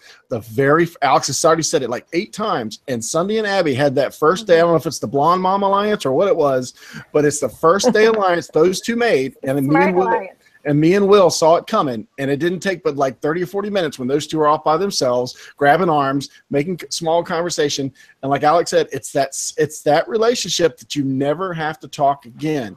You wink, you thumbs up, you elbow to elbow, you do something, but you never have to talk. So never miss the opportunity to make that first impression, because that's going to be your most trusted alliance. Even in a 4-day game like this, and Troyzan said that this is Survivor on steroids, because you do everything in 4 days that you would do in a regular game. And it's so important for people listening. It's that first day alliance. It might even be the very first person you talk to. So make sure they're the right person that you talk to. So go ahead. Go ahead, Sunday. Oh, I was just going to say, you have to be willing to take the risk. You have to be willing to be the first one of the, when you're building alliances, to say, hey, do you want to work together? Hey, fist bump, whatever it is, you got to put yourself out there and risk it to gain alliance members to move forward in the game. And I think a lot of times people are just scared because they think they'll pick the wrong person, which could happen. But I found that more times than not, you're going to pick the right person, because you usually go with your gut, or most people. Yeah, you just use your instinct. I would agree with that. You just let your instinct go, lead the way. Yeah. But, and I'll throw in the but here. Go ahead, Wayne. But LJ and I made a bond on the canoe ride, And then as we're walking through and into Stump Corral, we kind of solidified that Thursday afternoon that we're in. We're good. We've got a lot of connections. I mean, LJ and I got a lot of stuff in common. And I don't know, and maybe he didn't, but I think we did a lot of the, hey, Winks, we good? Everything's all set. We're all working on the same path. But I didn't know about his idle clue. And then I ended up there's things that can change in this game, and it changes so fast that you have to make sure you really keep those connections tight. Because if I had kept it a little more tight with LJ, I think he and I would have ended up well into the day on Sunday if I would have known that those options were there, instead of thinking, all right, I know we're good. I'll work on my connection with Dave. I'll work on my connection with the other tribe with Nick C. I'll make sure that I've got Kayla close. If I'd have kept that one, maybe if I'd have played that one a little bit better with LJ, we probably would have been something to deal with on Sunday. Right, but you Well, started it at the beginning, right? Wait, But what do you- you think you would have been able to do to get information from LJ, though? You know, I mean, do you think he would have given up the clue to you? Probably. Well, I don't know. I will say this. The one mistake that I will say that you made as far as the alliance stuff is that though we were tight, there was a couple times where you came back to me and you said that you spoke to Dave, and just so you know, we're all good and stuff like that. So a little part of me was I had backlogged that you got rid of Mama C, so it's like, okay, he definitely doesn't want survivors together, because why would he? Because we've played the game before, and I wouldn't want that to happen either. But that unfortunately is a strength of yours, which is exposed. And the second thing was when you were relaying information to me, I wasn't part of the conversation, so I knew at some point I'm going to be the subject of conversation and just going to receive secondhand information, and that's the time I was going to go home. So I agree that we should have solidified that more firsthand instead of third party. Right. And it doesn't matter who my alliance was. I probably wouldn't have told anybody about those clues until down the line. So that wouldn't have changed anything. I always feel like that's always like the survivor mistake. Anytime anyone trusts someone enough to tell them, oh, I've got an idol or I've got a clue, that's like the kiss of death. We call it the Sierra Dawn. Yeah. Yeah. And you have to go back. You have to circle back with people and recheck and reconnect. And also, I think it's important to not tell people what you're doing, but ask them. Don't just assume that you get to make the decisions for your alliance. Hey, even if you've already talked to someone, present it like, hey, what would you think if we worked with so-and-so? And then if they say yes, then you say, okay, good, I talked to them. You don't just. And where were you when you were making the decision to vote me out Sunday? I didn't have a choice. It was terrible. All right, so before we get to that sad moment, it's gotta come up sooner or later. So, Friday night, we get to a pick'em where everybody gets to be ranked. Abby, how did it feel to be the #1 ranked female in the whole weekend? Even higher than the girl in the black tank top. I know. Well, you know me. I like to be #1. I like to win. That's my thing, you know. But in this particular case, I did not like to win because I knew that was a huge red target on my back, and I was going to be out for people are going to be out to put me out of that position right away. So I was very uncomfortable in that position, having to pick, and particularly up against, you know, LJ and Adam as the other team leaders. I just thought, oh man, how do I put this team together that makes it strong enough to beat these guys? Because they're two strong players, you know? So LJ, was there any resentment that Adam got voted ahead of you, or was that okay with you? No, actually it was perfect, because in the same, I was having major flashbacks. It was the same thing that, okay, he now is going to have heat on him. He's going to be a shield. He's the big target. I at least have one vote before I have to go. Like in theory, if we had to vote right now, he's the threat. He goes home. So I kind of knew it was nice to know that it's not. I don't have a big red, a bright red flag on my chest where I'm gonna go home. So it was a-okay for me to go that way. Mm-hmm. I thought it was interesting that the 3 captains were from 3 different walk-in tribes from Thursday. Mm. Yeah, and so I was hoping I'd end up on Abby's because I started with Abby ranked 7. LJ, you want to tell them how the male rankings went? How the guys ranked the girls? Well, I mean, I know that when I started mine, I wrote down my first one, and then I was like, you know what? There's always a catch here. So in theory, I think I said to Mike, I was like, yeah, if we should probably write these backwards.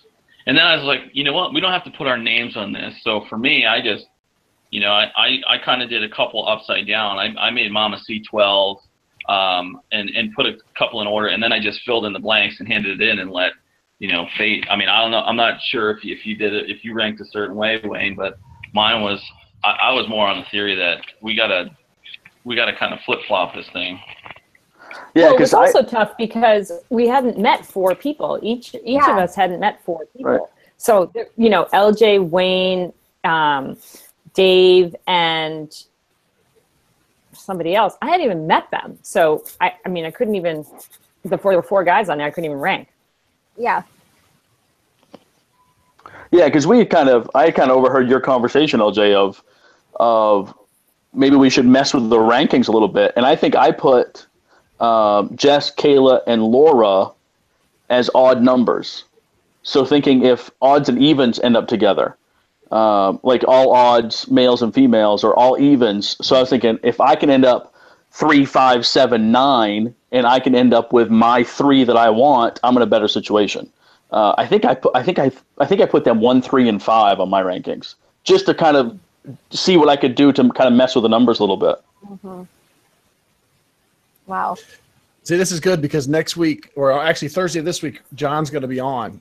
So I'm sure he's probably heard some of this, but it's nice to hear that you guys put a lot more than, well, I think they're the strongest and I think they're the weakest. Y'all put a lot more thought into these rankings than just going along with the game. I didn't. I did exactly strongest to weakest. I did too. What I was told. So did I. I followed the instructions. I did too. Who has the energy to think about these things on a Friday? I was like, writing the 12 names is difficult enough. Just give me my boat ride. Give me my cheese. I am done. I heard some people just did it alphabetically, 1 to 12. I heard that too, yeah. Yeah. And I was just thinking I felt like there was a point of saying strongest competitor. And in my mind, that didn't mean just challenges. So I was basing my rankings on a package of, who I thought might be strategic plus strong or good in challenges. Yeah. So who did you pick?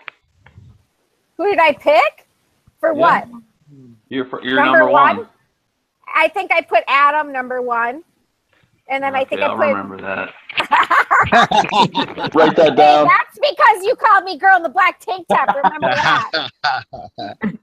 I think you got number 2, though, LJ. You got to be happy with that because, Oh, thank you.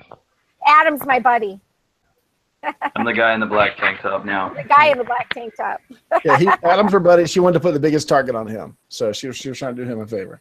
I ranked the 8. I started with it at the top because I wanted, that was the 8 that I really knew. So, all right. So that night we get into our tribes. Was there any special picks? Anything specific that y'all remember coming from those picks that stands out to you guys? Well, God, I can yes. start because yes. Oh, okay. I can start because I picked Nick C, and people were like, "Why did you pick Nick C?" And it was primarily because I wanted to separate him from Adam at the time because I knew that he was probably making an alliance with Adam, but I wanted to leverage that alliance if I was to make it to the merge and work with Nick C to get with Adam because I thought Adam was a strong player, could get to the merge with him and then get rid of him when I got there, but never saw that. Mm-hmm. All right, who else? Go ahead, Mike. Well, I just watched LJ pick his whole tribe. For the first 4, which I had heard somewhere that they were the Canoe Alliance. I was like, wow, look at that. They picked because Kayla was ranked 12, and he picked, and then she got picked 4th on your tribe. I was thinking, okay, that's an alliance there. You know? And then they went off and picked some people not from the Acorns. I thought, well, that's interesting because they ended up with. Well, actually, I forgot about Carolyn. Carolyn actually started in your tribe, right? So, but she wasn't an Acorn for that one night because she was with me the first night. But you know, you got Carolyn, you got John, you got me. We were all three together on the first night. So I thought, oh, that's interesting. At least I'm back together with those people I started with. But I looked at the whole tribe and going, well, this is ridiculous because the next person they picked was Laura, which was also one of their Acorns. And I, oh, well, they have six of the 8 people they started the game with. This is not very good for me here. So it's just me and John. I just found out on the last podcast how it all got messed up that we weren't a whole tribe because Bethany just threw out a name. And she knew there was a David out there somewhere. And took him with the crew. I was like, oh my God, we could have had a whole tribe there. Could have, yeah. And you should have called him guy in the blue t-shirt. I mean, yeah, I did notice when we were picking our tribe, when we got Steve, which this really ticked me off because we agreed to pick Steve and I picked him. And then it was his turn and Abby and I were like, Trisha. And he goes, Katie. And I was like, you know, that should have been a huge red flag right there. We did still end up with Trisha, but on that one, I was like, what are you doing? We just told you who to pick, and you didn't listen to us. Instructions whatsoever. Steve, if you're listening. He's listening. He'll get to say his piece next week. Go ahead. Yeah. To go back to what LJ said of when Dave got picked by Bethany, our whole goal was David is next, and then he'll take Laura, and then we'll have our 6 back together, our 6 Acorns. And I thought at that point, for me, selfishly, then LJ doesn't have John Raymond. He doesn't have Mama C. He has to stay with me. It all comes back to I didn't want those other survivors around. It was a way for me to kind of keep control. And then when they picked him, I was just like, well, now what do we do? What I don't. And then I knew that John Raymond had the immunity, the legacy advantage, and then we grabbed him. And then he didn't pick Laura like he was supposed to. He went and grabbed Mama C. And at that point, I went, that's not good for me. What do I do now? Because at that point, now I've got 3 survivors. I'll be happy to deal with 1, but I can't deal with 3. Well, so LJ, did you have any influence on those picks?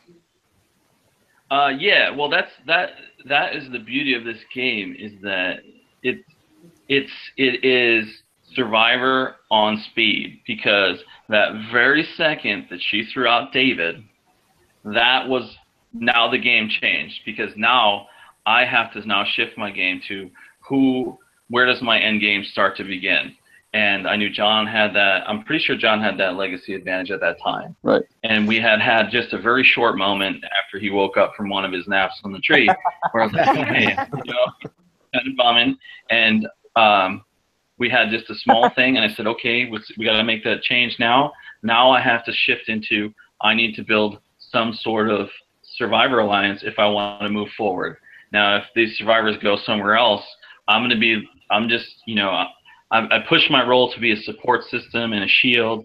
I know I'm going home, guys. Just let me know how I can guide you, how I can help you make a fire. When it's my turn, you just give me a heads up, and then you can dispense of me. But I will hold on and I will support your train until it comes off the tracks. But it's that second that game changes like that, I had to bring him on, and now it's up to him to pick the other 2. So now once he had Mama C and Mike on board, I knew, okay, now we're at another point in the game where this whole thing starts to shift.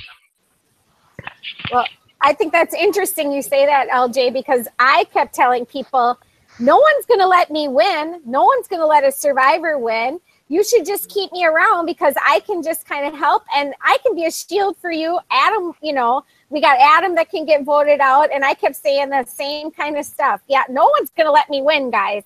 I mean, I'm a good person to keep around, but yeah, same stuff. It's like. And Alex is shaking his head. See, Alex, they could have picked you and reunited with the original group from Thursday night. I mean, honestly, I know I've said that I was miserable the whole time. The pick'em and the strength vote was like the lowest of the low for me because it was actually embarrassing. Like I was just so embarrassed as to like where I remember, do you know what's really funny? We had been sat in like that row of 12 guys and 12 girls to do the ranking. And it turned out that I picked like number 2 or number 3 seat. So when they were organizing the order, they were like, okay, Alex, you should stand up because you're not 2 or 3. And I was like, well, duh. And then it like kept going along. And it was like, somebody else is 7, somebody else is 8, somebody else. And then it's like, honestly, I was actually like really upset. I was really upset. And then when the pickup, but then I was also like, okay, well, I'm not the strongest guy. Fine. I thought I was stronger than the position I ended up in. And I was getting really emotional. And then when I didn't get picked in the pick, I'm like time after time after time, I was tearing up because I was just like, I have messed this up. Like, what have I done? Like, have I not done anything right? That was the worst time. Honestly, if I had not had those watermelon beers on the boat and gotten drunk, I think I would have quit because I was at such a low point. I just felt like crap. It was really terrible. I was so upset. I was so upset, you guys. I can't tell you. At myself, I wasn't upset with anybody else, but I was also so surprised at how seriously I took it and how invested I was. And I was just like, it's that cliche about in school and it's gym class and you're not getting picked for the dodgeball team. And I hate dodgeball. I don't even want to play dodgeball. Like, why would you like throw a ball You at my didn't even want to play Survivor. I mean, that's the thing. Like, I got it, but at the same time, it was so difficult. I would also tell people who are watching this, like, be prepared for it to hit you, how serious things get so quick. If you're an emotional basket case like me, it's going to get serious quickly. But that was a really tough, that experience was the worst. I'll tell you something that's really important for people that do play the game is that in the past I've taken some acting classes, and the most common definition of acting is living truthfully in imaginary circumstances. In the game of Survivor and in this game itself, it is the complete opposite. It is living imaginarily in truthful situations, because emotions and relationships that you build are like, they're real. And you have to like, if you're a genuinely nice person playing this game, you have to like step out of your skin to like blindside somebody. And that doesn't feel good. And I can just imagine thing where, you know, you're in a schoolyard pick and you're like, feel like you're the worst player or whatever. I wish that some of the girls said, hey, we just threw it out there opposite, but they probably didn't help your case to make you feel any better. It's but, Alex, it's I really feel your true. pain. Alex, you weren't number 12. That was me. So. Oh, sorry, Mike. Alex, if it makes you feel any better, when we had a challenge at the schoolyard pick, and I was dead last. Oh. And but I go to Jeff Probst. I said, Jeff, my worst nightmare, I was picked last. And he goes, don't worry, it's not going to make the air. I will say this too, being a player of the game is I watch everybody, and I don't care what anybody says. I watch and listen. I don't use my ears for anything, because ears doesn't matter. It's what people say and what people do. I'm going to honestly say at this point in the game, I saw Alex swim. I saw he noticed the clue in the box, and I was like, this dude's a player, and I'm not going to expose that because I thought there is a chance that we're going to get back together. But I had a feeling that nobody else saw this. When I saw this dude, I'm kidding, like you swam like an alligator across the pond, and I was like, this dude can move. He's playing us. I was a little concerned that you were actually playing us, because you're aware of the clue, you're aware of your surroundings, you're sociable, you got your English accent, and I was like, and you knew I had a clue, and I was like, oh, this dude's playing everybody right now, and I actually had you way higher ranked. If I had you ranked on a scale and it was true, you were way higher in the game than I would say most of the people that are sitting next to me. And I genuinely mean that. You guys, this is too kind. I don't need a pity party. I just want to be really upfront, but I super appreciate the compliment. But it should make you feel better that a survivor was worried about you to the point he did not want you to be picked with so high. I'm happy with that. That's awesome. All right, so the pick'em is much more fun after hearing from you all, because what I saw, I actually didn't get to see it because I was busy doing something else. But the pick'em went really fast. Sunday, you want to say something about it? No, well, just finish your sentence. Sorry. Oh, I was gonna move on to the next time. So go ahead.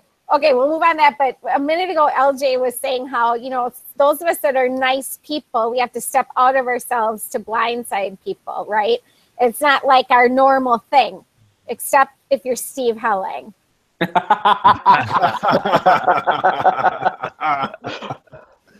He's taking a lot of flack, and he gets to come on Thursday night. So this should him and Dave Holsworth. You want to talk about somebody that takes the game too serious and can't let it go? Those two guys still talk, I think, daily about the final vote of the game. But anyway, just for preparation, Dave should have won. For all, I mean, I've seen his list of things he had to do and things that he wanted to maintain, and he had a list of people he thought was going to play. Just for his preparation, they should have given Dave just an extra vote just for fun, because he did a lot of work pregame. He did. And Alex, just to show you how much people were thinking about you, Steve Helling commented in the chat room that they actually discussed whether your accent was fake or not. Steve is such a sneaky. I'm being good, but I really like Steve. It's funny, like my one legitimate attempt to try and like work with another guy on the Friday was, I think I said to Steve at one point, Steve, I would really like, it might have been Friday or Saturday, but I really liked Steve. I thought that he was a really shrewd player and just had like the perfect mix of like strength and social skills and everything. I resent the fact that he questioned my accent, but I won't hold it against him. You weren't like tipped off by his diarrhea of the mouth talking, Alex? Like you weren't tipped off by the fact that Steve did not stop talking? I was never on a tribe with Steve, so maybe that was easier for me. But during challenges, he was I think Steve will agree that he's perfect. But I want to go back to LJ's point about strength. What was it about Steve's strength, LJ, that you had to deal with?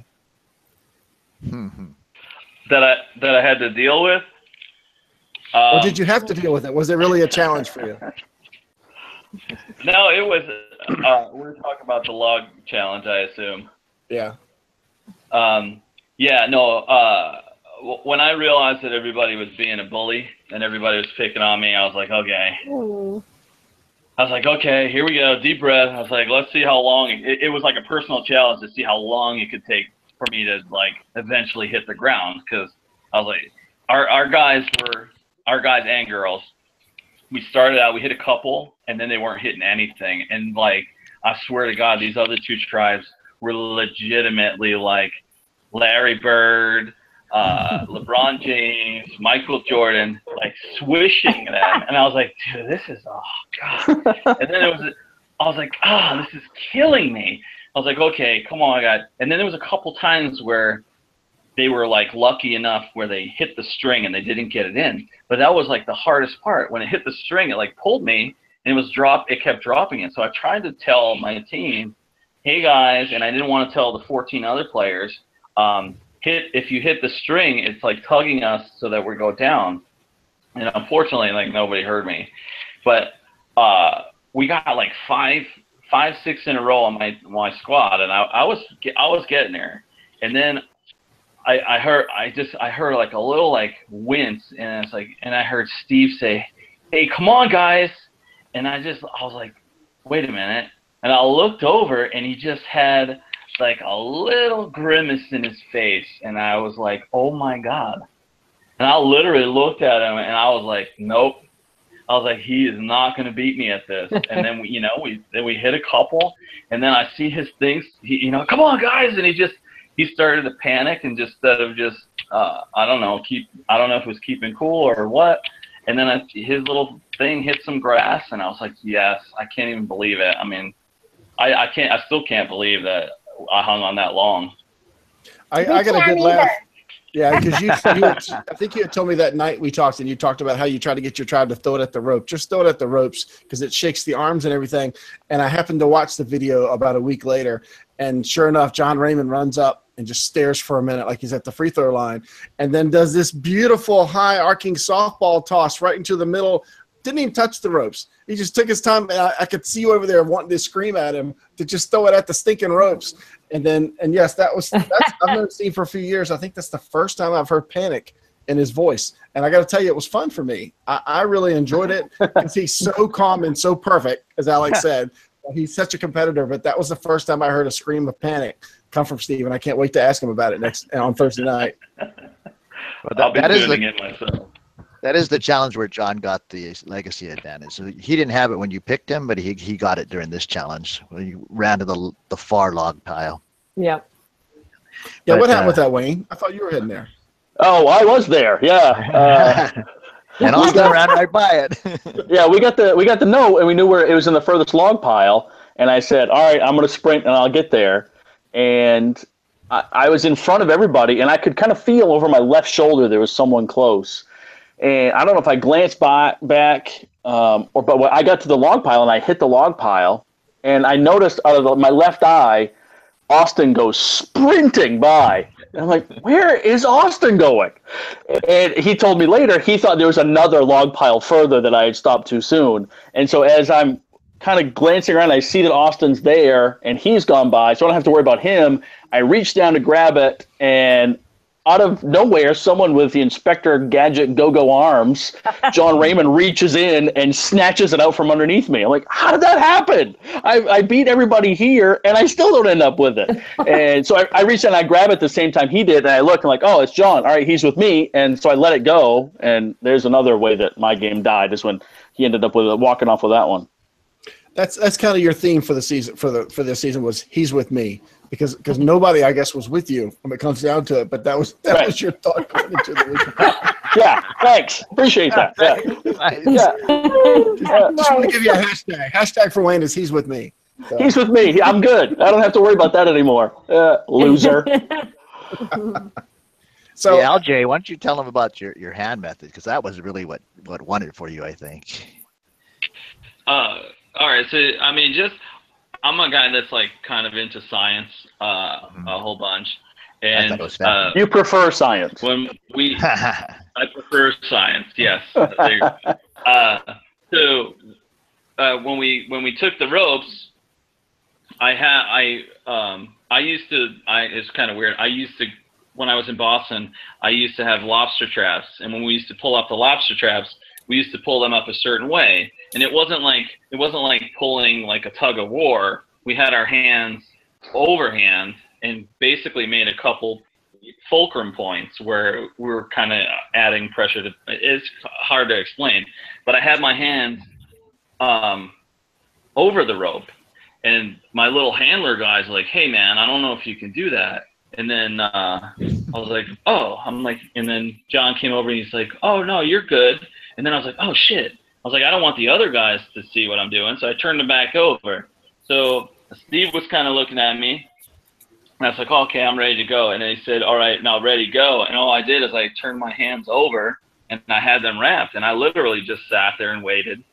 And then, obviously the more you wrap around the screw eye, the more that pressure's on the screw eye. That's why I ducked down, and then nobody else did. I'm like, okay, I was just using as much science as I could to hold those things up. And then as soon as if Steve never made a peep, I would have dropped that thing. Eventually that would have went down. So I was using science on my side to just make it last a little longer and help me a little bit.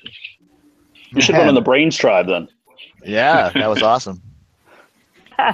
And you saved me for being the first person voted out. So before we get to the buffet cruise that the men went on, ladies, what was it like after being sent off with nothing? I guess sent to the stump corral and then to your camps after that. Do you want to talk, Abby?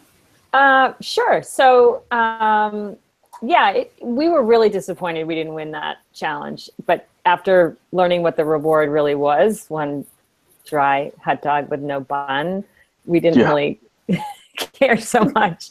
Yeah, it was kind of interesting. We got back there, we were just hanging out and kind of making camp.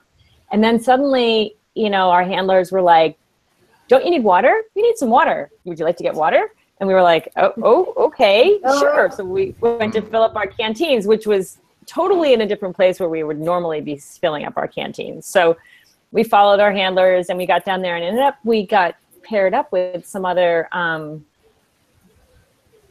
tribe members. Am I fast forwarding to the wrong place? No, you're right. I was just going to interject before we did that. Our guys on our tribe had said, you guys eat the food because we're going on rewards. So you guys can have the food. Yep, we did that too. So, so we ate the beef jerky. We ate granola bars. We didn't eat the rice. And then they came back and hadn't had food after all. We didn't eat that all. Right.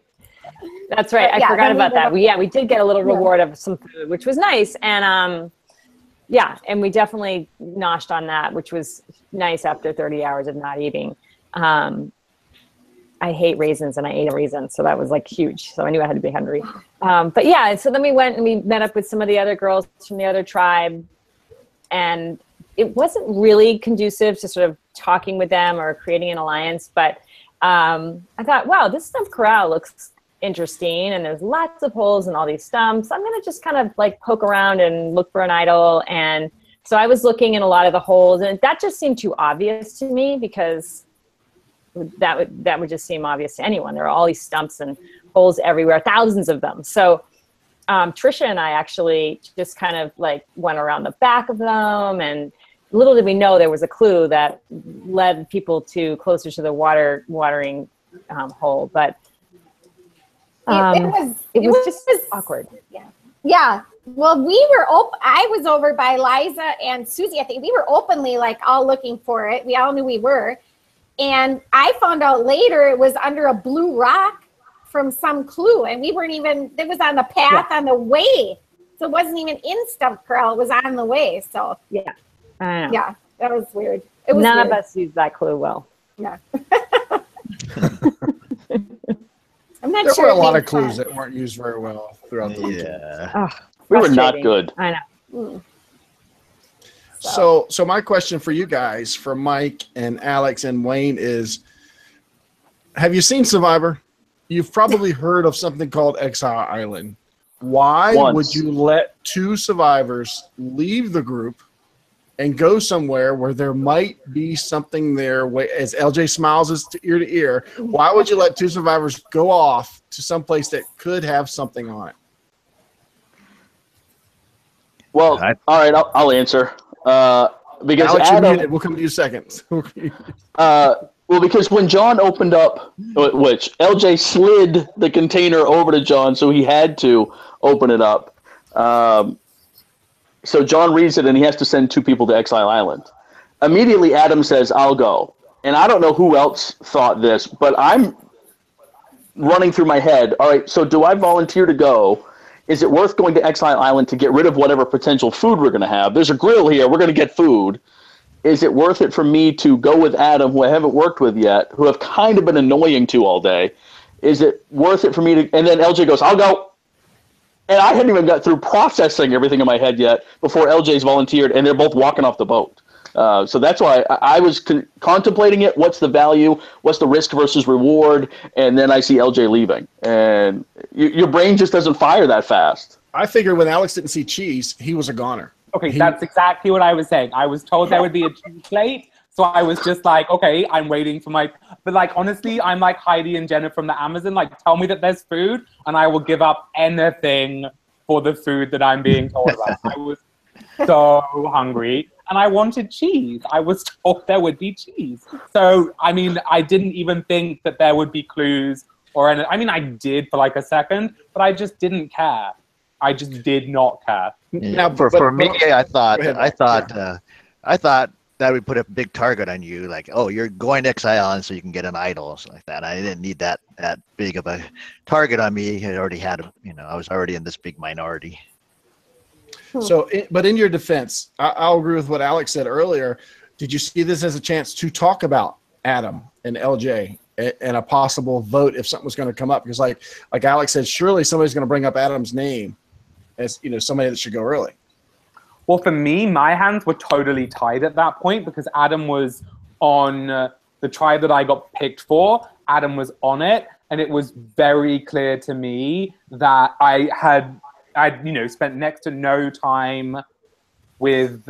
So on my tribe that night was Liza, Susie, Bethany, and Candace, and I'd had Thursday night with Liza, but I had spent no time with the other 3 women, so I knew nothing about them really, but I knew that Dave and Austin were just like, or so it seemed to me, they were totally in Adam's thrall. So there was absolutely nothing I could do in terms of throwing Adam's name out there. That would just have been even more of a dead end than it turns out I was actually in to begin with.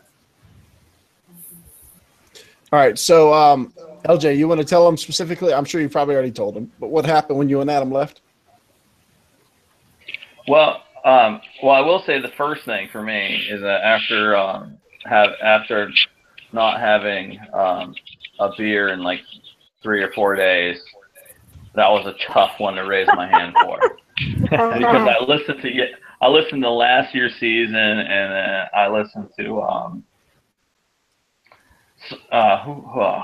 somebody was talking about like, it was awesome, we got to go on Bob's boat, and they had beer, and I was like, oh man, that sounds fantastic. I just held up 40 logs. I deserve a beer. And I was like, all right. And it didn't work out that way. So he raised his hand. I was like, oh shit, dude. All right, I got to raise my hand. So as soon as I stepped off the boat, I'm registering. I was like, you know what? These guys are going to get a hot dog and beer. And I was like, we might get lobster. I'm like, we're in Maine.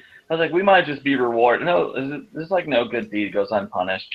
And I was like, okay, and there's going to be something at the end of the tunnel here, because there's not always going to be like nothing. So Adam and I, we're walking along and we're chatting. We have an opportunity to catch up here.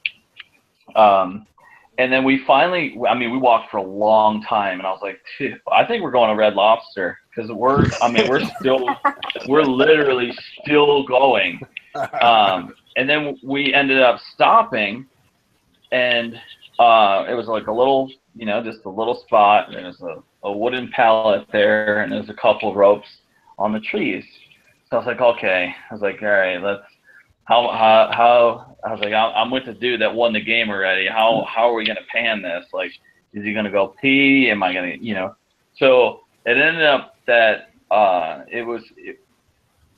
he actually was assertive to announce that there's ropes there, and I was like, okay, well, line them up and let's see what's there. And he dug up, and there was an advantage. And before we opened it, we had a very open discussion about what's going to happen going forward. How can we work together when we reveal this thing, and how is it going to pan out? And it ended up being that it was the extra vote. So, essentially, I don't want to reveal too much because I respect him as a player, and there's a very fair chance that he's going to go back and play again. So I'm not going to open up too much about what happened there. But as far as integrity, he did what he said he was going to do, and unfortunately, I didn't get a chance to live long enough to reap the benefits of what may have been. So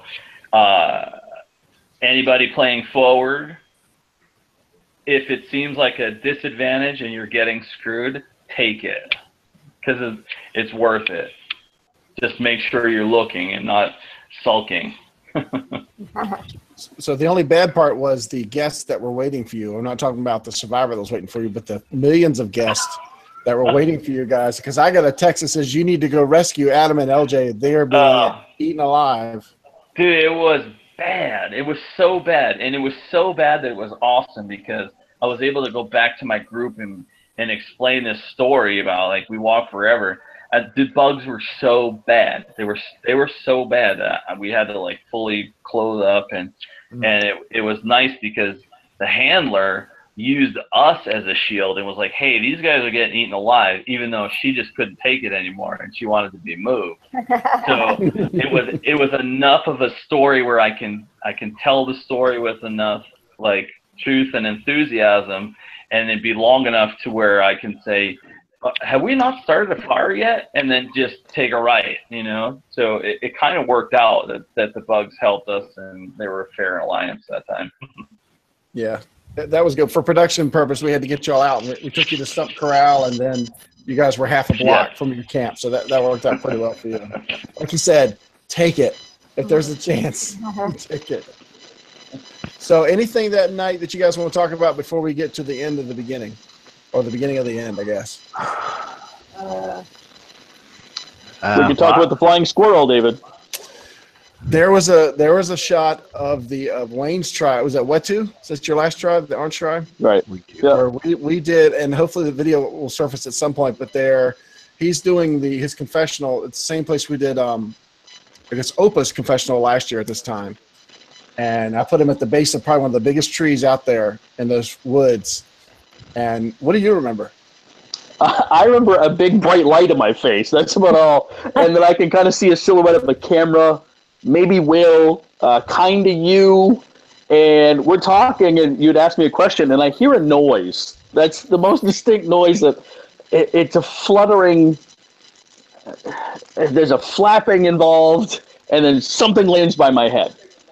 And then I hear skittering up a tree of claws climbing on a tree. And again, we haven't slept much. We haven't eaten more than a hot dog in the last 36 hours. I could not wrap my head around what just happened. And I guess you guys saw it. I didn't see anything. I just saw the bright light. Yeah, we saw it. I thought somebody threw a wet rag at your head or something, because it was about yay big, and it landed about 3 or 4 feet above you, I think, in the camera view.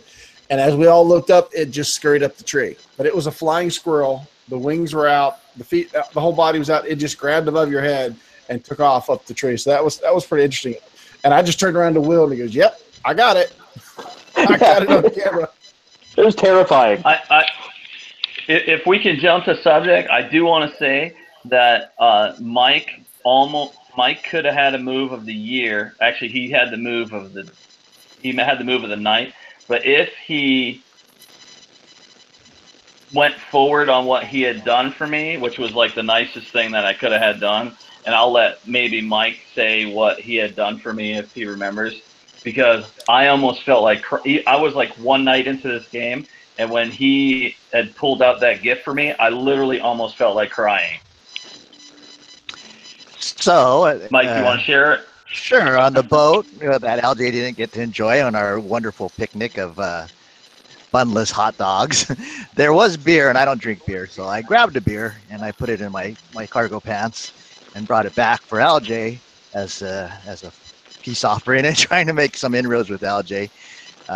So I snuck it to him, and he drank that beer, and I thought I was trying to buy some time in the game here. You know, I'm with this Acorn tribe. There's 6 of them, and I'm actually friends with Laura outside of the game. So I'm talking to Laura and I say, "Laura, they picked you last. You know, you're on the bottom here, and I'm on the bottom here. We need to work together." And so I shared with Laura about the clue that I thought you had, LJ. And so that was my only bargaining chip that I was trying to use to try to gather the bottom 5 people to make a move against the top 3. And I actually admired that, and I was like, and I knew that they already exposed to me that you told them about the clue, yeah. And I was waiting for it to be a so-called bribe, as opposed to just a gift, because I mean we're in the middle of the game, so things happen every minute, but you actually never approached me, never talked to me about any of this, so I don't know if you just felt like you were just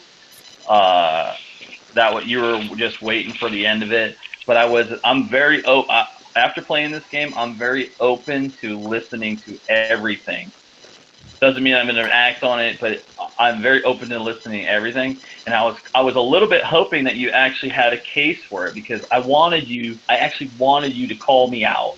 Like I wanted you to say, "Listen, I know you took it. Can we work together?" Because I would have took it. I would have took that opportunity, and maybe. I can't say that I would have, but it would have been something that the game evolves every second. Sure. I debated that. And maybe that would have took out another survivor if that was something that was going to happen. I just thought you might just turn on me for that. Because my other thought was, because the other people that are on the bottom are like John and Carolyn and Laura and me, and then maybe Kayla because she was 12, right? But there's too many people that I had a relationship from the first night. I was in the tribe with John and Carolyn. So it's like, wow, I can't really get the bottom 5 because now I have 3 and the other 2 are Laura and Kayla. That's not going to work, And then the other thought was, well, let's get all the non-survivors together, but Jessica seemed really tied to you, and I thought she's not going to flip from you. So I didn't really see too many moves. I thought the only other move would be to say, hey, I'm a super duper Survivor fan. I want to see a Survivor win this, and I don't care as long as I get to play all the different challenges. So I'll be a vote for you guys. Was my only. Listen, you know what?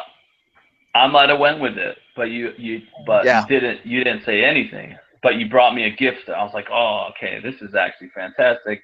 But it made me just think that you knew that they were telling on you, and you were like, oh, here. And I mean, trust me, I appreciated that more than anything. But I wish that you actually, said something like that, because by you not saying anything, that meant we had no relationship. And like, for me, it was an easy vote in the sense of the game, because we don't have any sort of connection. I know that you're speaking to all the other people and you're not speaking to me. So if you thought that I was going to turn on you, then that would have been already too late, because I didn't have any other opportunity. So if you ever get to do it again, just talk to everybody, because talking and being open, no matter what you say, as long as you're open or you're speaking your mind, people will honor, you might just build a relationship in a second. This game happens so fast that I might not have a chance other than think like, oh, this is the only dude that talked to me in, 8 hours. So let's hear him out. So you just, if you get to do it again, speak it and call me out on it. If you knew I had it, I actually was like, how the hell did he know I had it? That thing was in there for like 5 challenges and nobody took it. And I took that thing out so slick, and I left all the other little shells in there. I noticed the girls tore their thing off, and I was like, oh. And their bag wasn't even on the flag anymore. So if you have some valuable information, man, use it. If you came straight to me and like, man, I know you have that idol, and I got nothing else, I mean, I would love to work with you. Or something. I don't know. It changes every minute.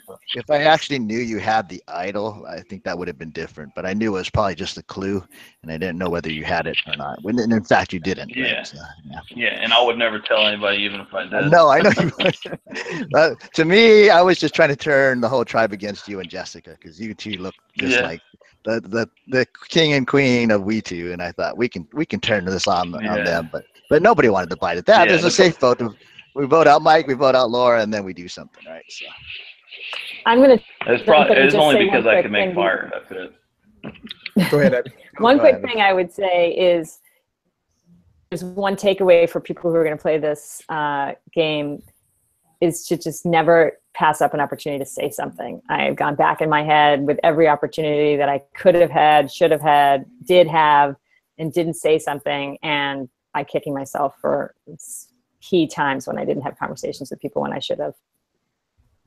Well, we're getting on to 2.5 hours of folks that played 3/4 of the game. So I want to go ahead and get to Saturday. If there's any moments from Saturday that you guys want to share before you went out, or even after you went out, especially what Abby just did about sharing advice, because most of the people that are going to listen to this podcast are your co-players, past players, and future players. So this Wayne is your opportunity to tell people what not to do and what to do that I screwed up, messed you up with. But if y'all want to talk about anything from Saturday, anything that happened during that day, and anybody can go first, just speak up.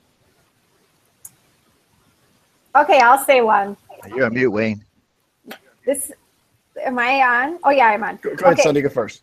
So this is jumping ahead a little bit to my vote, but just because you brought it up. So I was the last person to vote at my tribal, and Steve sat down next to me before I voted and looked at me and said, I want you to know I just voted for you. And I was like, are you joking? You're joking, right? And he's like, no, I really did. And I was like, no, you're kidding. And he's like, no, I voted for you. Keep in mind, I hadn't voted yet. And he even said, you can vote for me if it makes you feel better. Well, they had all voted for me. So had I had an idol or figured out that the paperweight was an idol, I know. he would have went home. So don't tell people I had it too early what you did. That could have been really bad for him and really good for me had I had an idol. So yeah, don't do that. Go ahead, Wayne. All right, so my advice, and I listened to last year's podcast to get an idea of how the game was going to play, because I've been to the last two. I went to season 3 and season 4 and watched. So I wanted to kind of see how it happened, behind the scenes, what it was like at camp and what it was like between challenges. And so I watched the podcast, and David said, it's so fast. It goes so quickly. You have to make split decisions. Everything's got to be in a second. So I thought, I'll go out. I'll be the lead dog. I'm going to go and run. I'm going to go hard, and I'm going to make connections quickly and rapidly. And if I'm in front, everybody's going to follow. I wasn't paying attention to the fact that I was going to get stabbed in the back because I was in the front. So even though the game goes so fast, you have to find a way to slow it down. It's not a marathon. It's not, you don't have to pace yourself that much, but it's also not the 100-yard dash. You don't have to be Usain Bolt to win this. It's one of those middle distances where if you go out too hard and too fast, you're going to fall apart early. But if you go too slowly, you're never going to be caught up. You're never going to be where you need to be. So you have to find that middle ground. If you got to play fast, but you got to be able to slow the game down and find those times to check back in with your main alliance, to check back in with somebody who's kind of on that fringe. Maybe to listen to Mike and see what he's got to say Saturday morning and go, maybe that's an idea, instead of just playing. So you can't sprint through the whole weekend. It's impossible. You made a good point. I might about jump being in the, too and about say, being the lead dog. Let me just say this about being the lead dog in a game this quick. It's okay to lead, but make sure you're not leading by yourself, because you make yourself a sole target. Go ahead, Abby.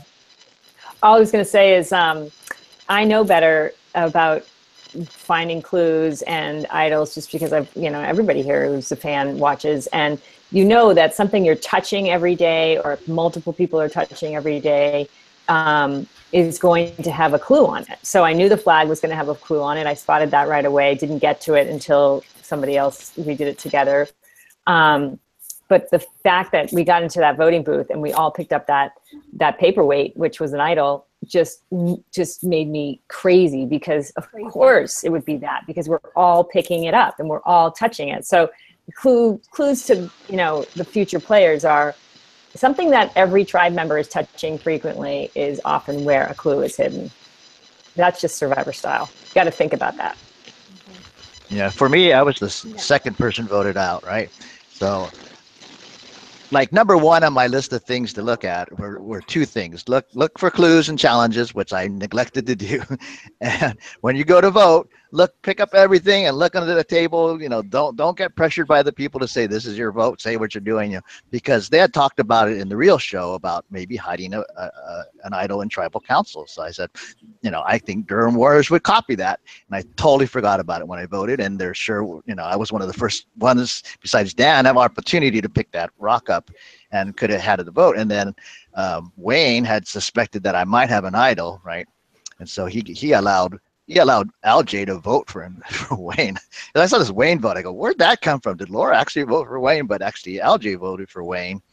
And had I picked up that weight, I would not have voted for Laura. So what my tribe had told me was, if you want to stay, you got to vote for Laura. If you can get yourself to vote for Laura, you can stay. And I'm going, wow, this is about 99.9% not true, but I'm going to do that anyways, just because I have no other choice at that point. But had I picked up that rock, I would have changed my vote, and I probably would have voted LJ. So then it would have been a 1-1 tie between LJ and Wayne, and that would have been an interesting vote at that point. But I think my advice to people would be, keep your head, look around, don't get flustered, and to me, I'm easily nervous in situations like that, and I should have been more calm, and I had several opportunities to get an idol and blew it. Alex, what about you?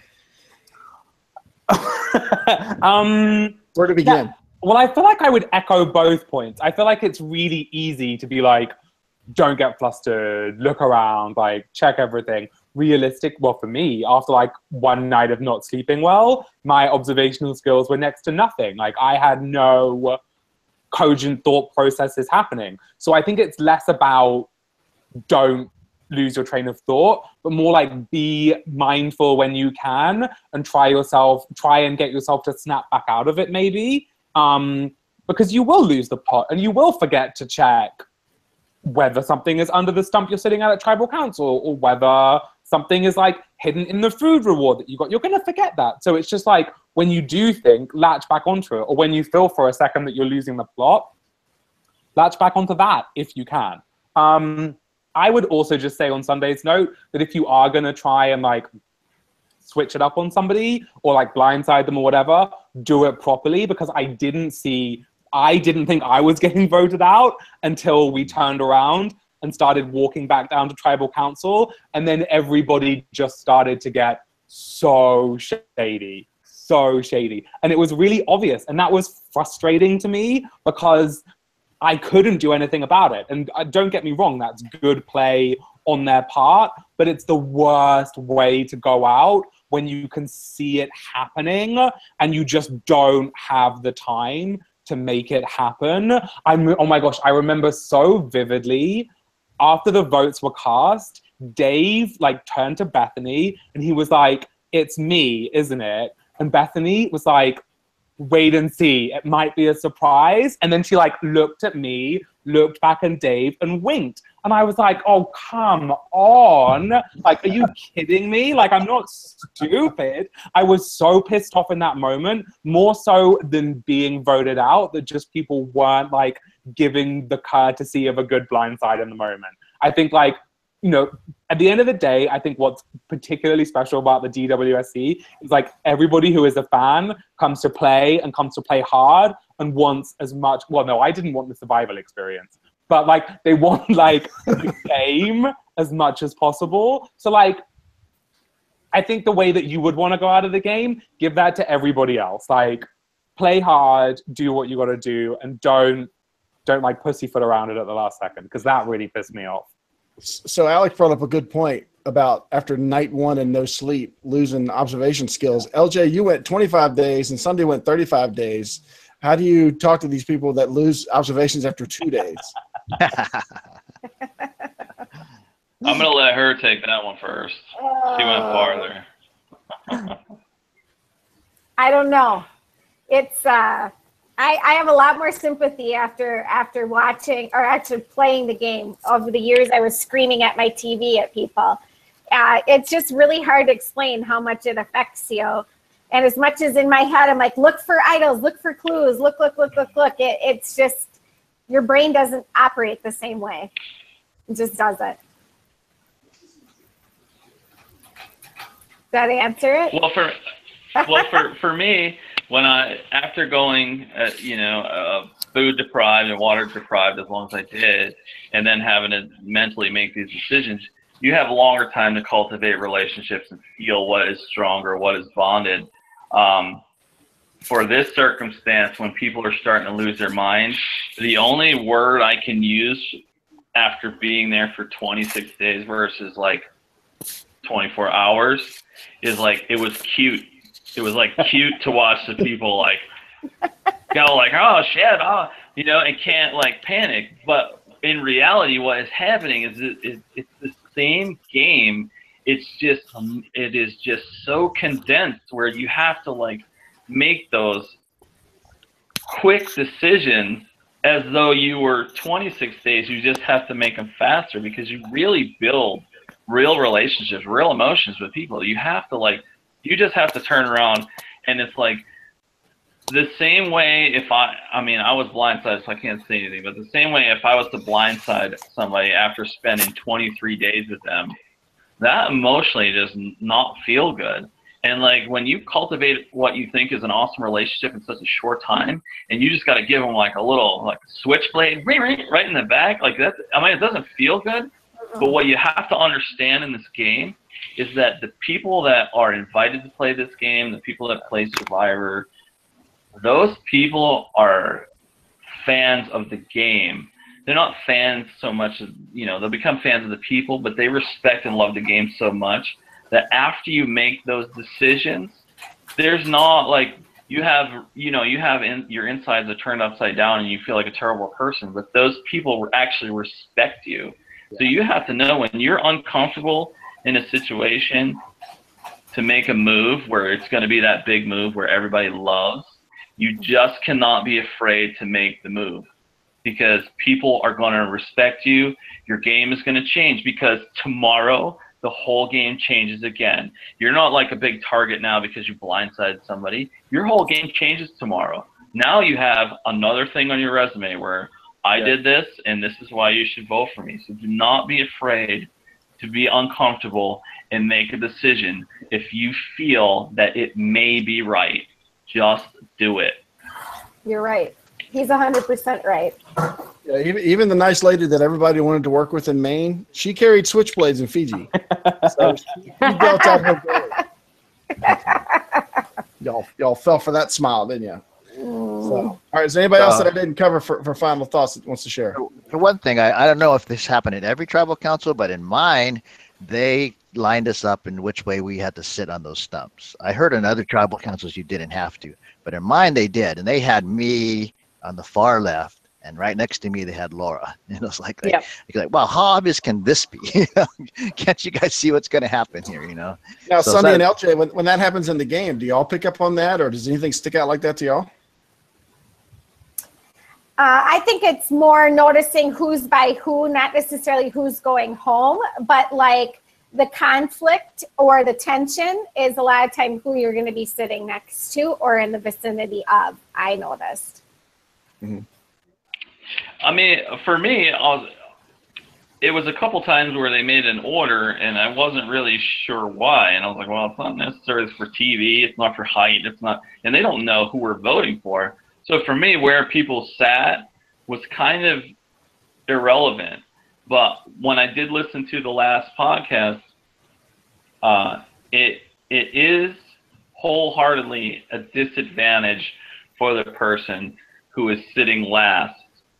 Or actually, it's an advantage for the person who is last. The person who sat first, they casted their vote for what is thought to be, and now all the talks can be made. So even though you were sitting last, you and Laura were last, you actually had an opportunity to hear people and turn around and, jib jab. So the person who voted first, I think they're at a disadvantage there. I think the more random thing was the nice way. Right. I voted first. Laura voted second. This happened in our tribe. Yeah, because on that one, that was the one where LJ and I were talking, and we were the last two votes of what are we going to do if Mike has an idol, and if he plays an idol and he votes on LJ, what are we going to do? And that's how it came up that he voted for me, was if we can get a flip somehow, and if he goes, all right, so if he does vote for Laura like we told him to do, and then it's Laura and I, and then we'll just vote Laura out, okay. But I didn't want to see LJ go out on a 7-1 idol vote. So we talked during that whole tribal council. Because hashtag he's with me. That's right. The hashtag. Well, I'm an idiot. What was the awesome part about that was like I knew I had the clue, and Wayne was like, I had to go along with the, maybe Mike, maybe he has an idol, and So Mike, just so you know, I didn't write your name down, so we're good still. It's right there. The Wayne vote over here. Yeah. I was trying to get the hero points there. I was like, hey, if I throw my name out, man, that makes me look good. Yeah, then I'm still out in front. Yeah, don't be in front. Yeah. All right. So last chance for anybody who wants to throw anything out before we wrap this up. I appreciate you guys coming on. I hope everybody get to speak their piece. It's a lot with 6 different people, but I told Dwayne, I said, I want all 6. Actually, I want all 24. I want all of them to come on here because some of them have been good enough to come in the chat room. But does anybody else got anything else you want to say before we close up? This was so fun, you guys. Oh my gosh. Yeah. I had a blast. Can we do this every week? great. Therapy. That's right. I'm Super about to fun. charge you if you do it again. It's our support group. Yeah, Survivor support group.